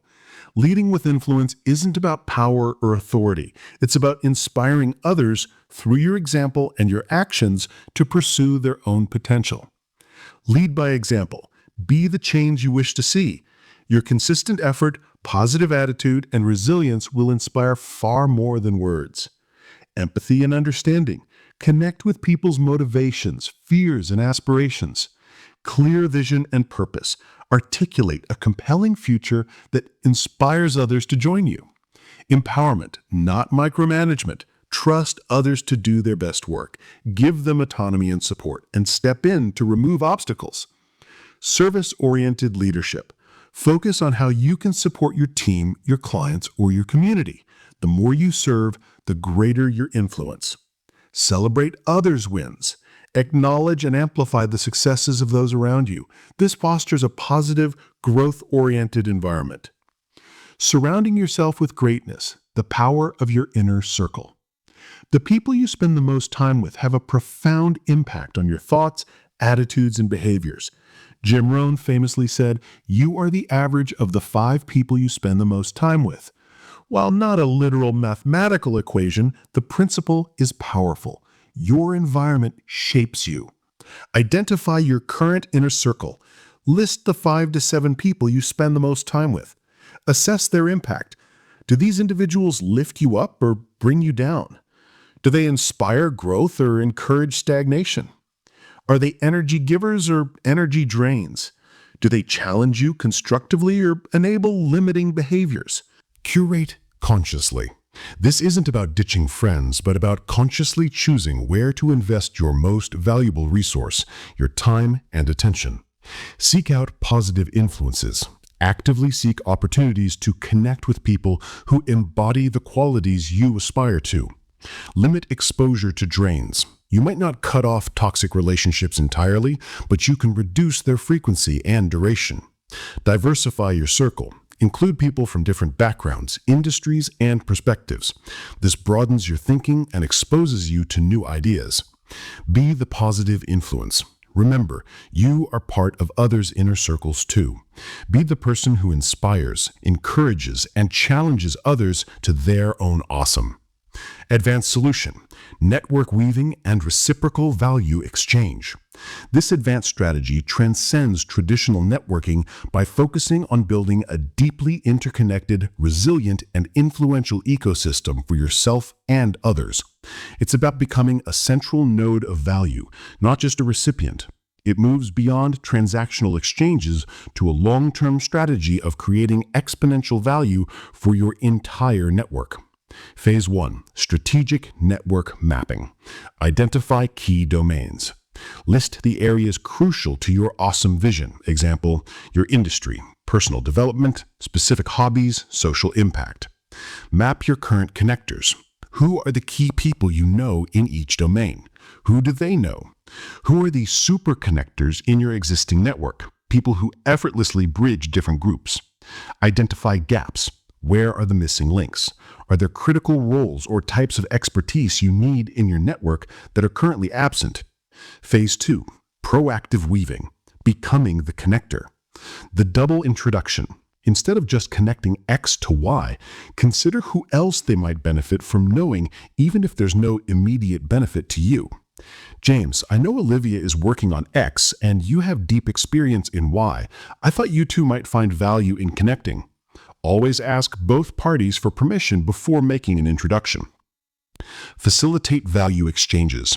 Don't just make intros, sometimes facilitate the initial conversation or suggest ways two people could collaborate together. For example, suggesting a specific problem two of your connections could solve together. Amplify others' success. Share their work. Endorse their skills. Recommend their services. Be their cheerleader. This builds immense goodwill and positions you as a generous, supportive force. Bridge silos. In organizations or industries, identify groups that could benefit from collaborating but rarely do. Be the person who brings them together for a specific project or shared learning. Phase 3. Cultivating reciprocal value exchange. The Awesome Bank. This is about consistently depositing unique value into your network without expecting immediate returns, knowing that the overall value currency of your ecosystem grows and you will benefit over time in unexpected ways. Identify your unique value. What specific knowledge, skills, connections, or perspectives do you possess that are truly valuable to others in your network? Example, niche expertise, emotional intelligence, strategic thinking, strong community ties, a unique problem-solving approach. Proactive value delivery. Don't wait to be asked. Share insights. Send a relevant article, a podcast, or a book recommendation tailored to someone's specific interests or challenges. Offer specific help. I noticed you're working on X. I have some experience with Y. Would you like me to share a template or discuss some pitfalls? Intellectual sparring. Offer to brainstorm with someone on a challenging problem, lending your perspective without needing to take ownership. Advocacy. Publicly praise someone's work, recommend them for an opportunity, or give them a shout out on social media or in an internal meeting. Provide feedback, constructive, empathetic, and actionable that helps them grow. Practice radical generosity. Give freely, with no strings attached. Brendan, a senior engineer, started proactively mapping the expertise of his colleagues across different departments. He noticed a recurring problem in the sales team that a specific engineer, Maria, had solved years ago. Without being asked, Brendan introduced Maria to the sales lead, explaining how her past experience could save them months of trial and error. He didn't get any direct benefit, but both Maria and the sales lead now viewed Brendan as an invaluable resource and a true team player. This small act of network weaving generated immense goodwill, opening doors for Brendan later when he sought cross-functional support for his own projects. By strategically weaving your network and consistently engaging in reciprocal value exchange, you become a force multiplier. You don't just build connections, you build a living, breathing ecosystem that collectively supports and elevates everyone within it, especially you on your journey to awesome. Your relationships become not just support systems, but powerful engines of growth and impact. Chapter 7 Takeaways. Awesome isn't achieved in isolation. Cultivating an impactful network of relationships is crucial for growth, influence, and well-being. Prioritize authentic connections based on genuine curiosity, trust, vulnerability, and consistent follow-through, focusing on quality over mere quantity. Redefine professional networking from transactional to relational, emphasizing offering value first and proactively nurturing contacts. Differentiate between mentors and sponsors. Mentors offer guidance. Sponsors actively advocate for and create opportunities for you. Understand how to find and leverage both. Master conflict resolution and boundary setting. Address disagreements constructively with I statements and a focus on issues, and clearly communicate your limits to protect your energy and foster healthier relationships. Lead with influence by setting a strong example, showing empathy, articulating a clear vision, empowering others, and adopting a service-oriented approach. Consciously curate your inner circle. Surround yourself with people who inspire, challenge, and uplift you, and limit exposure to energy drains. Implement network weaving and reciprocal value exchange, advanced solution, to build a truly impactful ecosystem. Strategically map your network to identify key domains, connectors, and gaps. Proactively weave connections by making strategic introductions and facilitating value exchanges for others, such as double introductions. Consistently deliver unique value without expectation of immediate return, sharing insights, offering specific help, advocating for others. This approach makes you a central node of value, building a strong, awesome bank of goodwill that fuels exponential growth and influence for everyone, including yourself. Chapter 8. Fueling Your Awesome. The Pillars of Holistic Well-Being. You've envisioned your awesome life, reprogrammed your mindset, mastered your emotions, refined your communication, built an unbreakable spirit, and learned to take strategic action within a powerful ecosystem. That's a truly formidable arsenal. But what's the use of the most finely tuned engine if it's running on empty, or worse, on the wrong fuel? Sustainable awesome, the kind that lasts a lifetime and allows you to make your greatest impact, requires a robust, non-negotiable foundation: holistic well-being. This isn't just about avoiding illness. It's about optimizing your physical and mental state to achieve peak performance, maintain high energy, and experience profound fulfillment. Many driven individuals mistakenly view self-care as a luxury or a distraction from their goals. The truth is, it's the bedrock. Neglecting your well-being isn't a badge of honor for productivity. It's a direct path to burnout, diminished creativity, impaired decision-making, and ultimately, a return to average. The mind-body connection, your integrated system. Your mind and body are not separate entities. They are an intricately connected system. What affects one profoundly impacts the other. Fueling your awesome means nurturing this entire system. Nutrition, the performance enhancer you eat.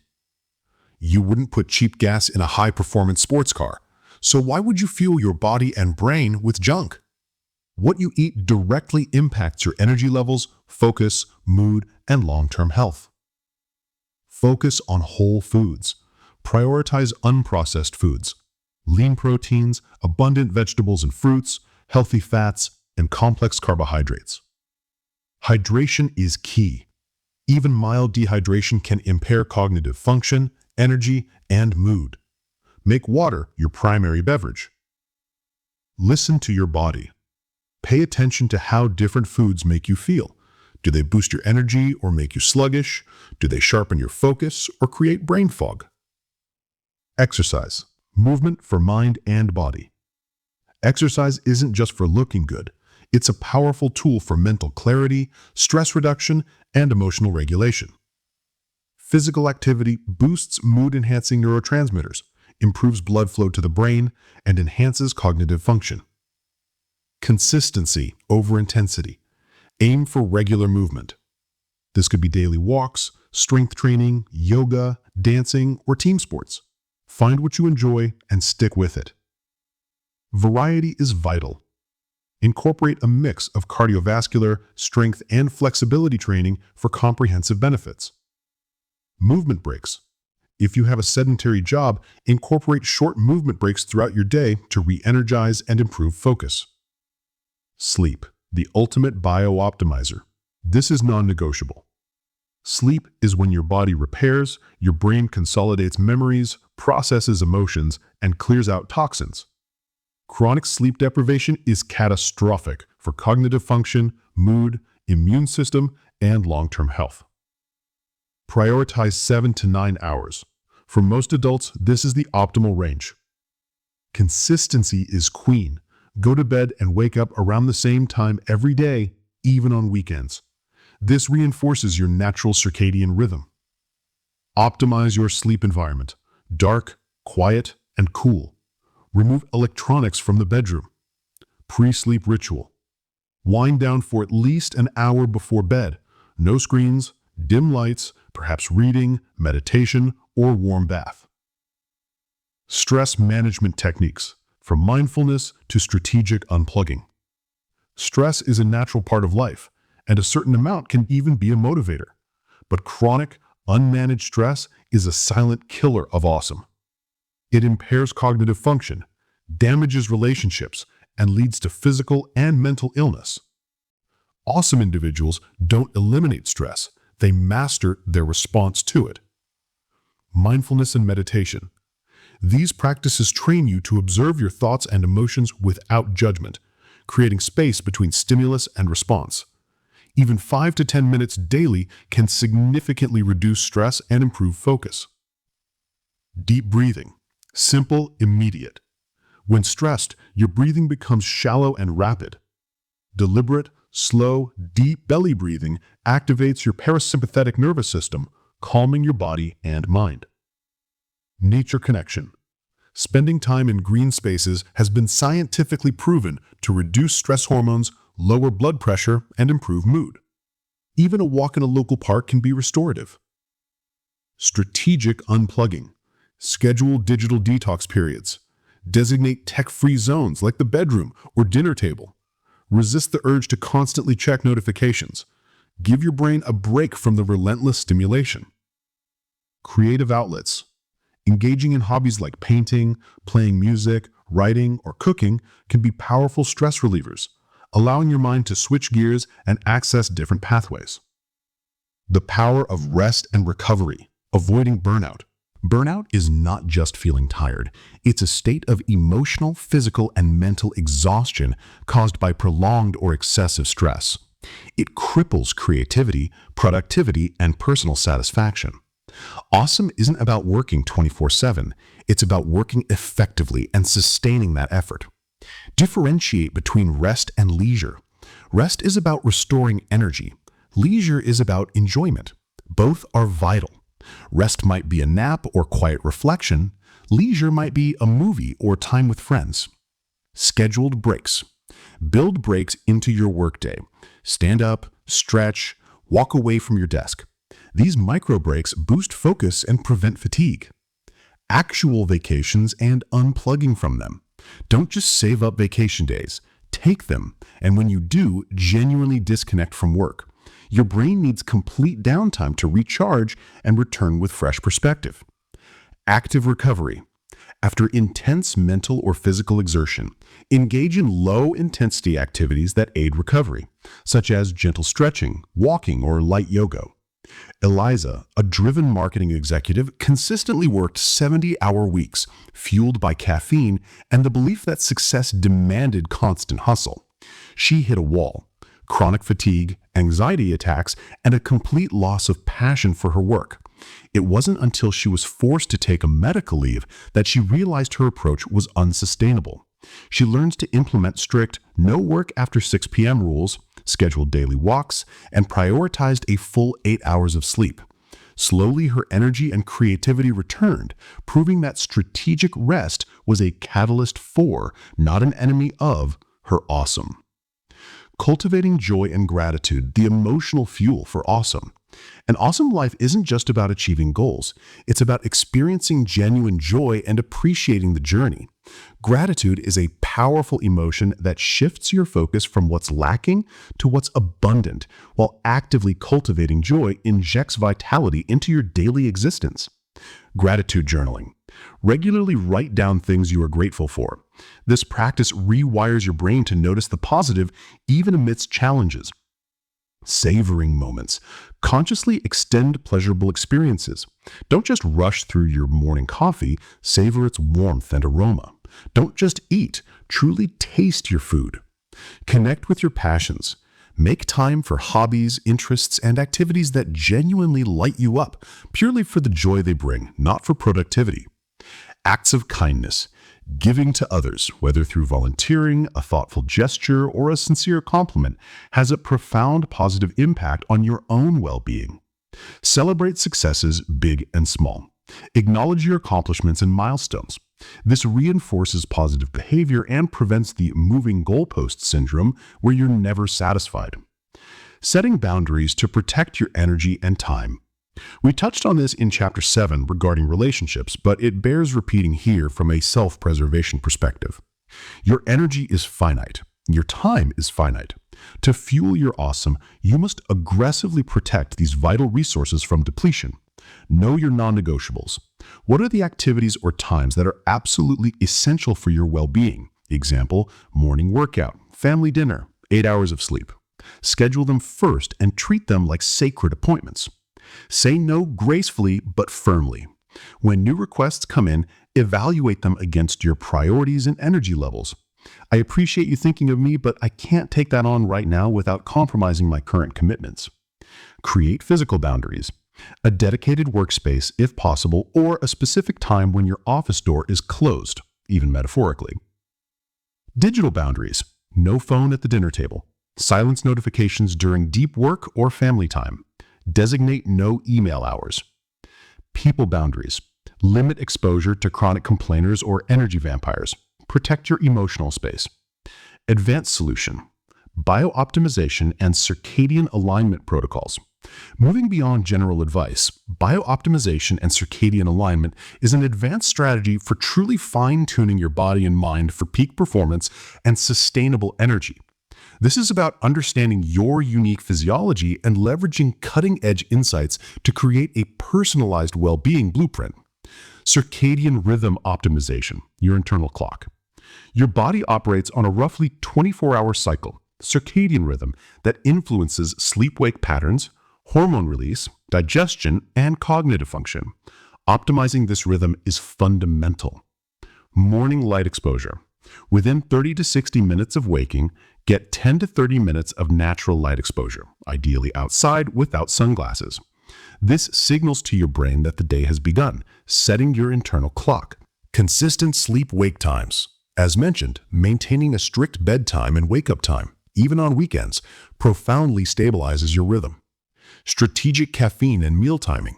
Avoid caffeine after noon, or earlier if sensitive. Align your largest meals with your active daylight hours, minimizing heavy eating close to bedtime to aid digestion and sleep quality. Evening light management. As it gets dark, reduce exposure to bright artificial light, especially blue light from screens, phones, tablets, computers.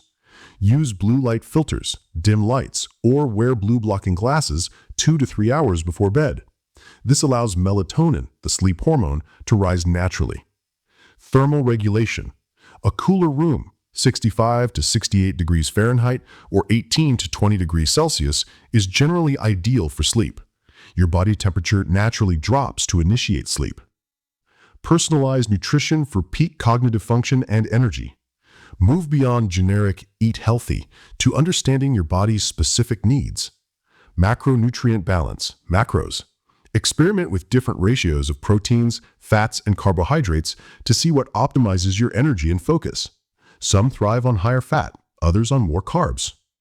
Micronutrient density. Are you getting enough vitamins and minerals?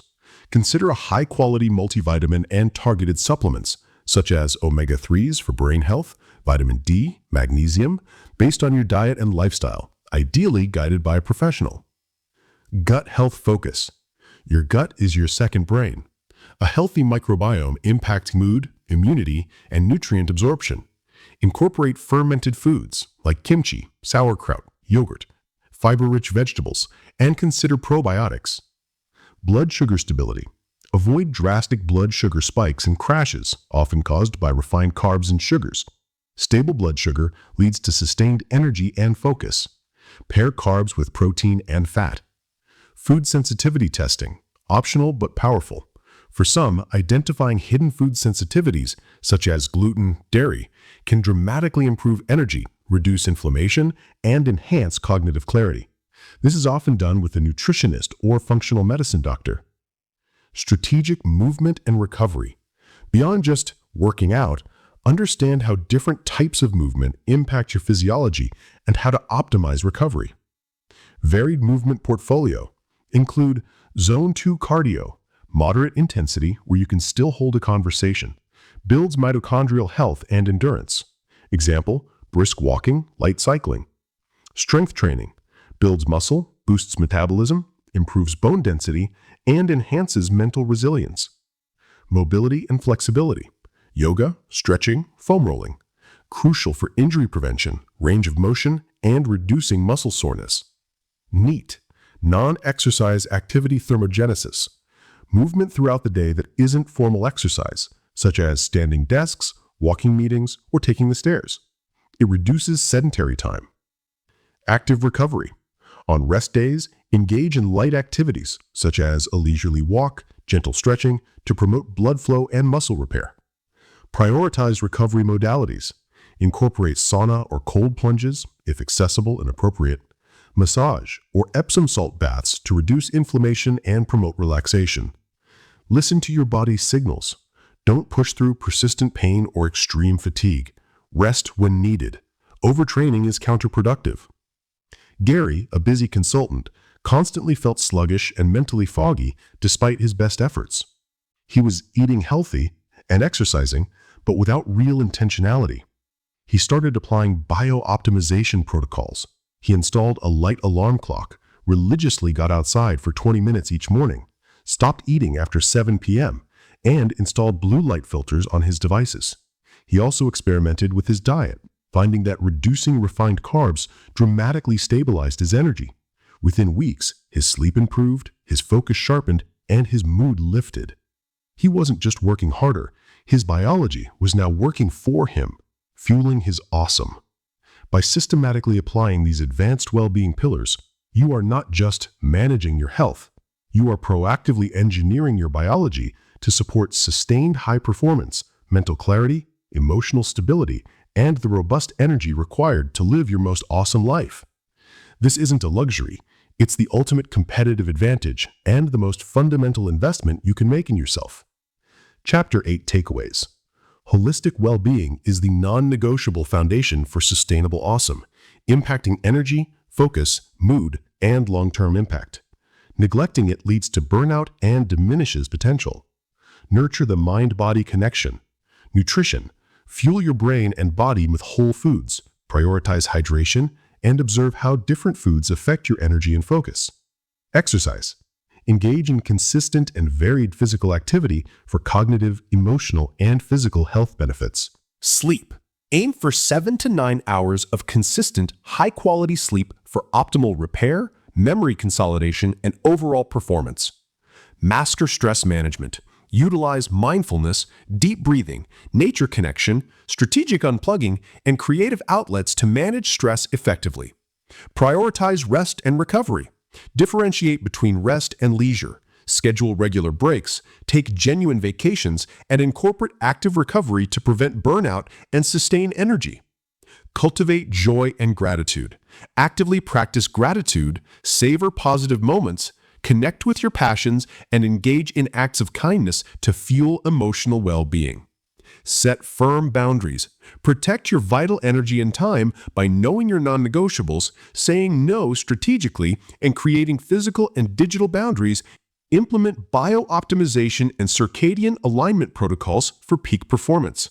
Optimize circadian rhythm. Leverage morning light, consistent sleep-wake times, strategic caffeine/meal timing, and evening light management to synchronize your internal clock. Personalize nutrition. Understand macronutrient balance. focus on micronutrient density, prioritize gut health, stabilize blood sugar, and consider food sensitivity testing for tailored fueling. Strategize movement and recovery. Incorporate varied exercise types, cardio, strength, mobility, utilize active recovery, employ modalities like sauna/cold, and listen to your body signals for sustainable physical and mental stamina. Chapter 9. The Awesome Continuum. Embracing lifelong evolution. If you've journeyed with me through the preceding chapters, you've awakened your potential, rewired your mind, mastered your emotions, refined your communication, forged an unbreakable spirit, developed strategic action, and built an ecosystem of supportive relationships, all while fueling your well-being. That's a monumental transformation. But here's the critical truth. Awesome is not a destination, it's a continuous journey. The world doesn't stand still. Your goals will evolve. New challenges will emerge. To remain awesome, to truly live at the peak of your potential, you must embrace lifelong evolution. This isn't about reaching a summit and planting a flag. It's about consistently climbing, always seeking the next horizon and adapting to the ever-changing landscape. The mindset of continuous improvement, Kaizen, for your life. Originating from Japanese philosophy, Kaizen means change for the better or continuous improvement. It's the belief that small incremental improvements made consistently over time yield massive results. This applies as much to your personality development as it does to manufacturing processes. No plateau is permanent. Resist the urge to settle when things are going well. The moment you believe you've arrived is the moment stagnation begins. Identify micro opportunities for growth. Look for tiny ways to improve daily. Can you listen 5% better? Can you be 1% more patient? Can you learn one new fact related to your goals? These small shifts compound. Regular self-assessment. Revisit your personal awesome audit, Chapter 1, periodically. Are your values still aligned? Have your desires shifted? Where are new areas for growth? Embrace feedback loops. Actively seek constructive criticism from trusted sources. See it as valuable data for improvement, not personal attack. The good enough trap, revisited. This time, it's not about being stuck, but about actively pushing beyond your current good enough to reach even better. Learning agility, adapting to a rapidly changing world. We live in an era of unprecedented change. Technologies emerge and disrupt industries overnight. Knowledge doubles at an exponential rate. The skills that were valuable yesterday might be obsolete tomorrow. To stay awesome, you need more than just knowledge. You need learning agility, the ability and willingness to learn from experience and then apply that learning to perform successfully under new or first-time conditions. Cultivate a beginner's mind. Approach new situations with openness, curiosity, and a willingness to be wrong, just like a novice. This humility allows you to absorb information without the filter of preconceived notions. Experiment and iterate. Don't just consume information, apply it. Try new strategies, run small experiments in your life or work, and learn from the outcomes. This ties into Chapter 6's strategic action. Develop meta skills. Focus on skills that enable you to learn other skills. This includes critical thinking, complex problem solving, information synthesis, and effective research. These are your foundational tools for lifelong learning. Unlearn and relearn. Be willing to let go of old beliefs, assumptions, or methods that no longer serve you, even if they were successful in the past. This often requires humility and courage. Consider Samantha, a highly successful marketing consultant. She's excelled for years, but instead of resting on her laurels, she dedicates 10 hours a week to studying emerging AI technologies and their impact on marketing, even taking online coding courses. She's not just keeping up, she's staying ahead, ensuring her services remain cutting edge and valuable. She's a master of learning agility. The role of curiosity and exploration in sustained growth. Curiosity is the engine of growth. It's that innate human drive to ask why, how, and what if. Awesome individuals never lose their sense of wonder. They are explorers of ideas, disciplines, and experiences. Ask more questions. Challenge assumptions. Don't take things at face value. Read widely and deeply, beyond your immediate field. Explore history, philosophy, science, and fiction. Cross-pollination of ideas often leads to breakthrough insights. Seek diverse perspectives. Engage with people who think differently than you. Travel, immerse yourself in new cultures, and listen to voices outside your echo chamber. Embrace discomfort. Often the most fertile ground for learning is just beyond your comfort zone. Follow your interests, even non-obvious ones.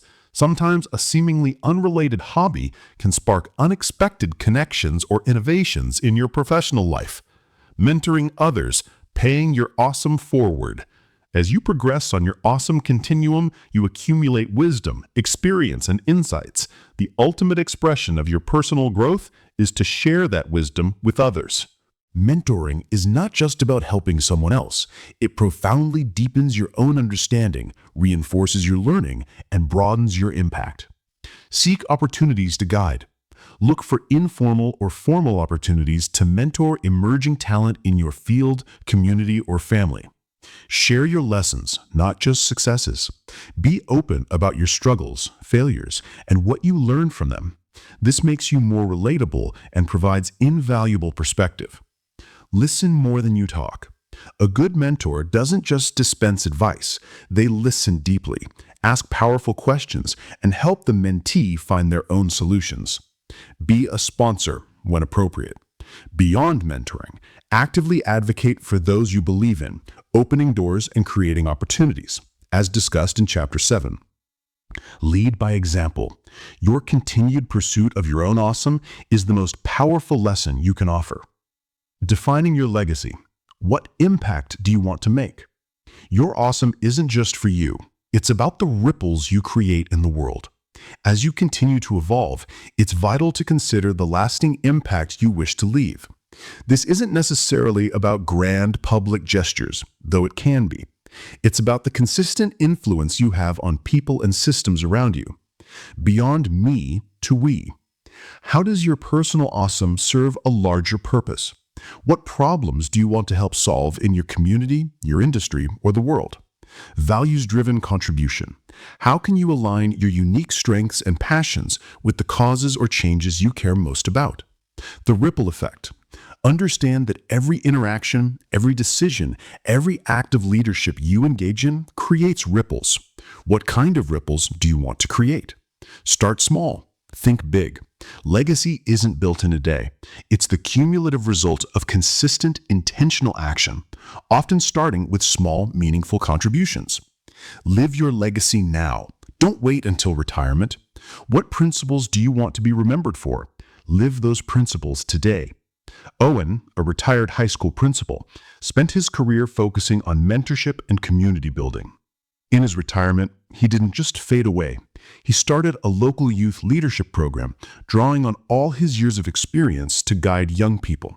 His legacy wasn't just his tenure as principal, but the ongoing impact he chose to have on future generations long after he stopped receiving a paycheck. His awesome continues to ripple.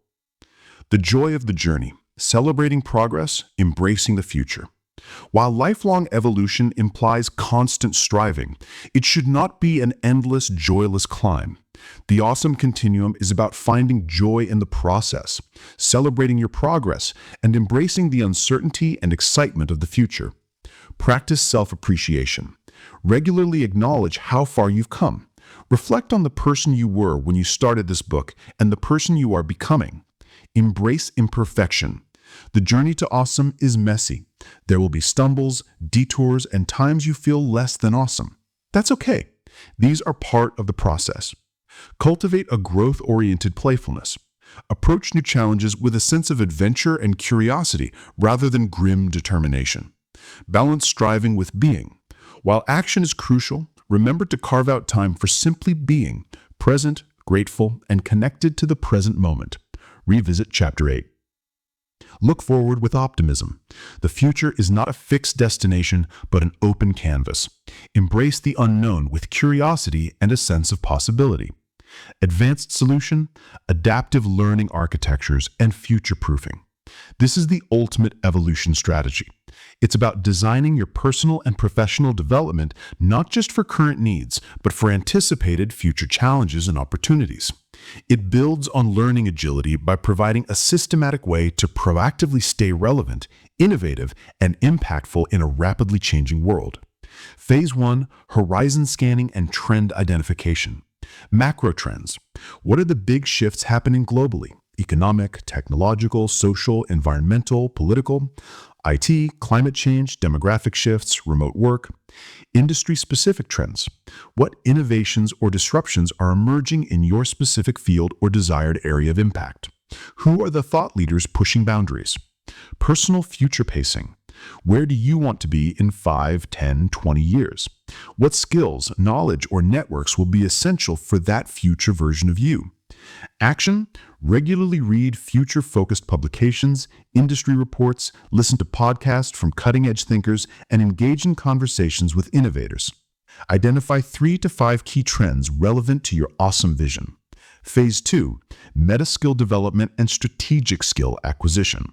Instead of just learning a new software, focus on the underlying capabilities that make learning any software easier. Identify core meta skills, which overarching skills are essential for navigating uncertainty and rapid change, e.g., critical thinking, complex problem solving, creativity, adaptability, information literacy, ethical reasoning, collaboration.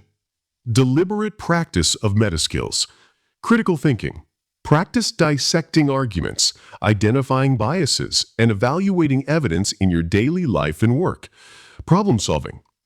Systematically apply problem-solving frameworks like the 5 whys, root cause analysis to personal or professional challenges. Adaptability. Deliberately place yourself in new, moderately uncomfortable situations to practice adjusting on the fly. Strategic skill libraries. Based on your horizon scanning, identify 3 to 5 specific hard skills that will likely become highly valuable in the future. Don't aim for mastery immediately, but aim for foundational competence or familiarity.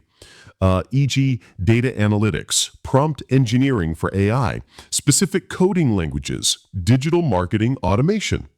Action. Allocate dedicated time each week, e.g. 2 hours, to learning one of these strategic skills, even if it's just watching tutorials or reading foundational texts. Phase 3. Building flexible frameworks for knowledge integration. This is about how you organize and connect your learning so it's readily accessible and adaptable. Interdisciplinary connections. Consciously look for connections between different fields of knowledge. How does a concept from biology relate to business strategy? How does history inform future trends? Modular knowledge chunks. Break down complex topics into smaller, digestible modules.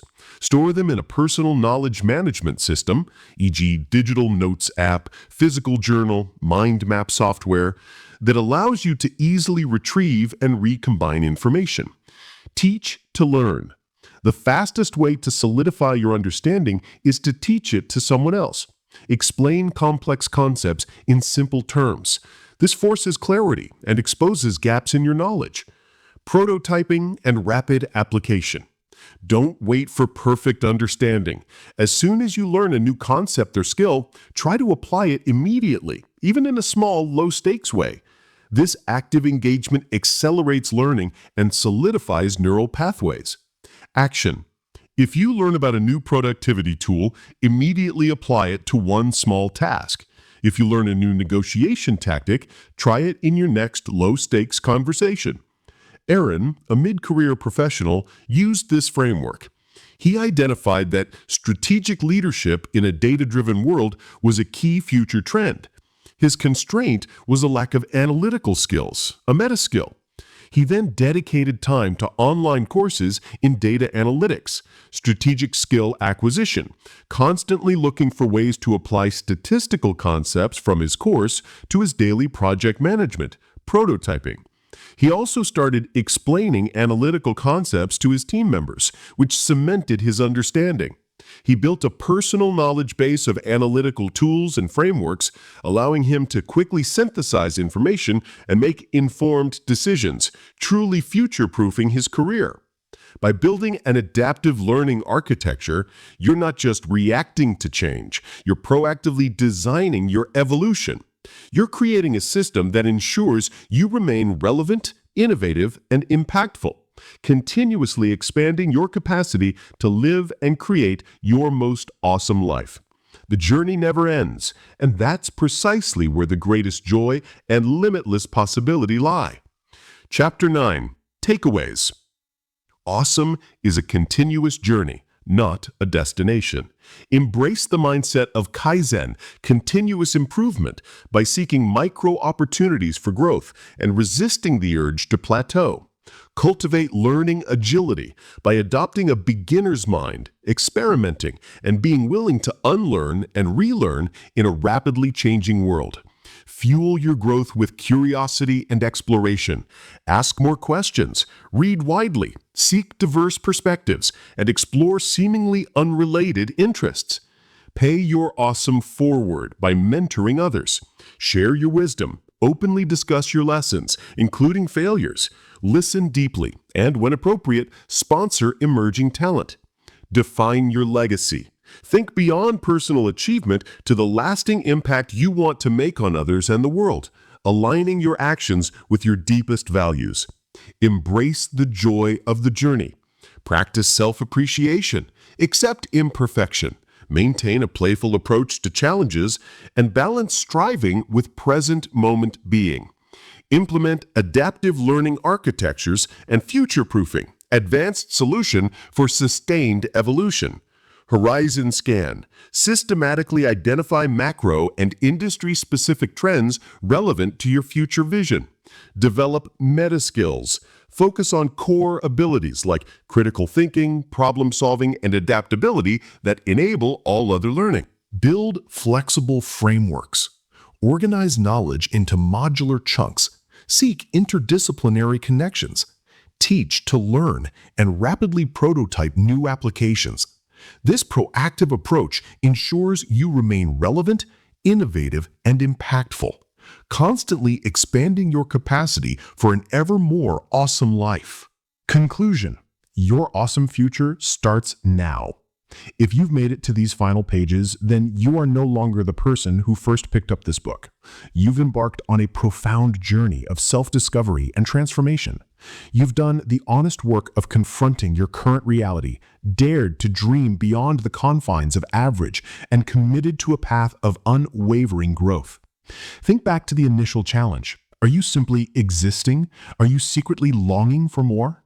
By now, you should be able to answer that question with a resounding no, because you now possess the blueprint, the tools, and the mindset to architect a life that is truly, uniquely, and authentically awesome.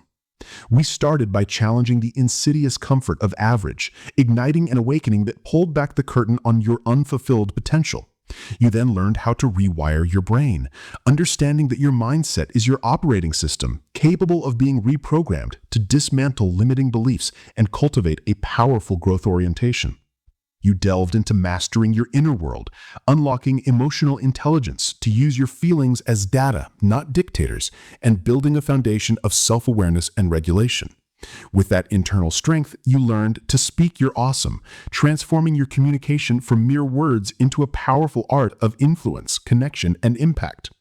Life's challenges won't disappear, but you've built an unbreakable spirit, redefining failure as a stepping stone and proactively strengthening your resilience muscle.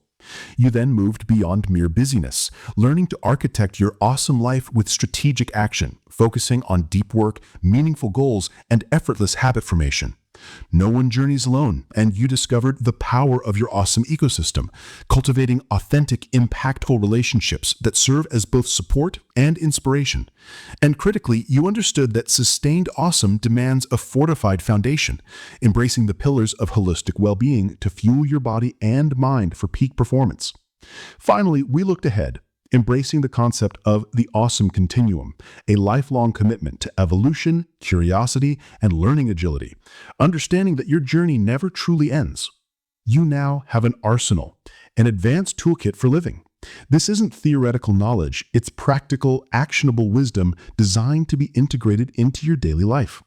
But the most powerful blueprint in the world is useless if it remains on the shelf. Your awesome future starts now. Not tomorrow, not next week, today. Implement relentlessly. Pick one or two strategies that resonated most deeply from this book. Don't try to do everything at once. Commit to consistently applying them for the next 30 days. Whether it's a 15-minute deep work block, a new habit you're stacking, or a specific communication technique, do it. Practice is the crucible where knowledge transforms into mastery. Embrace the practice. You won't be perfect. There will be days you slip back into old patterns. That's okay.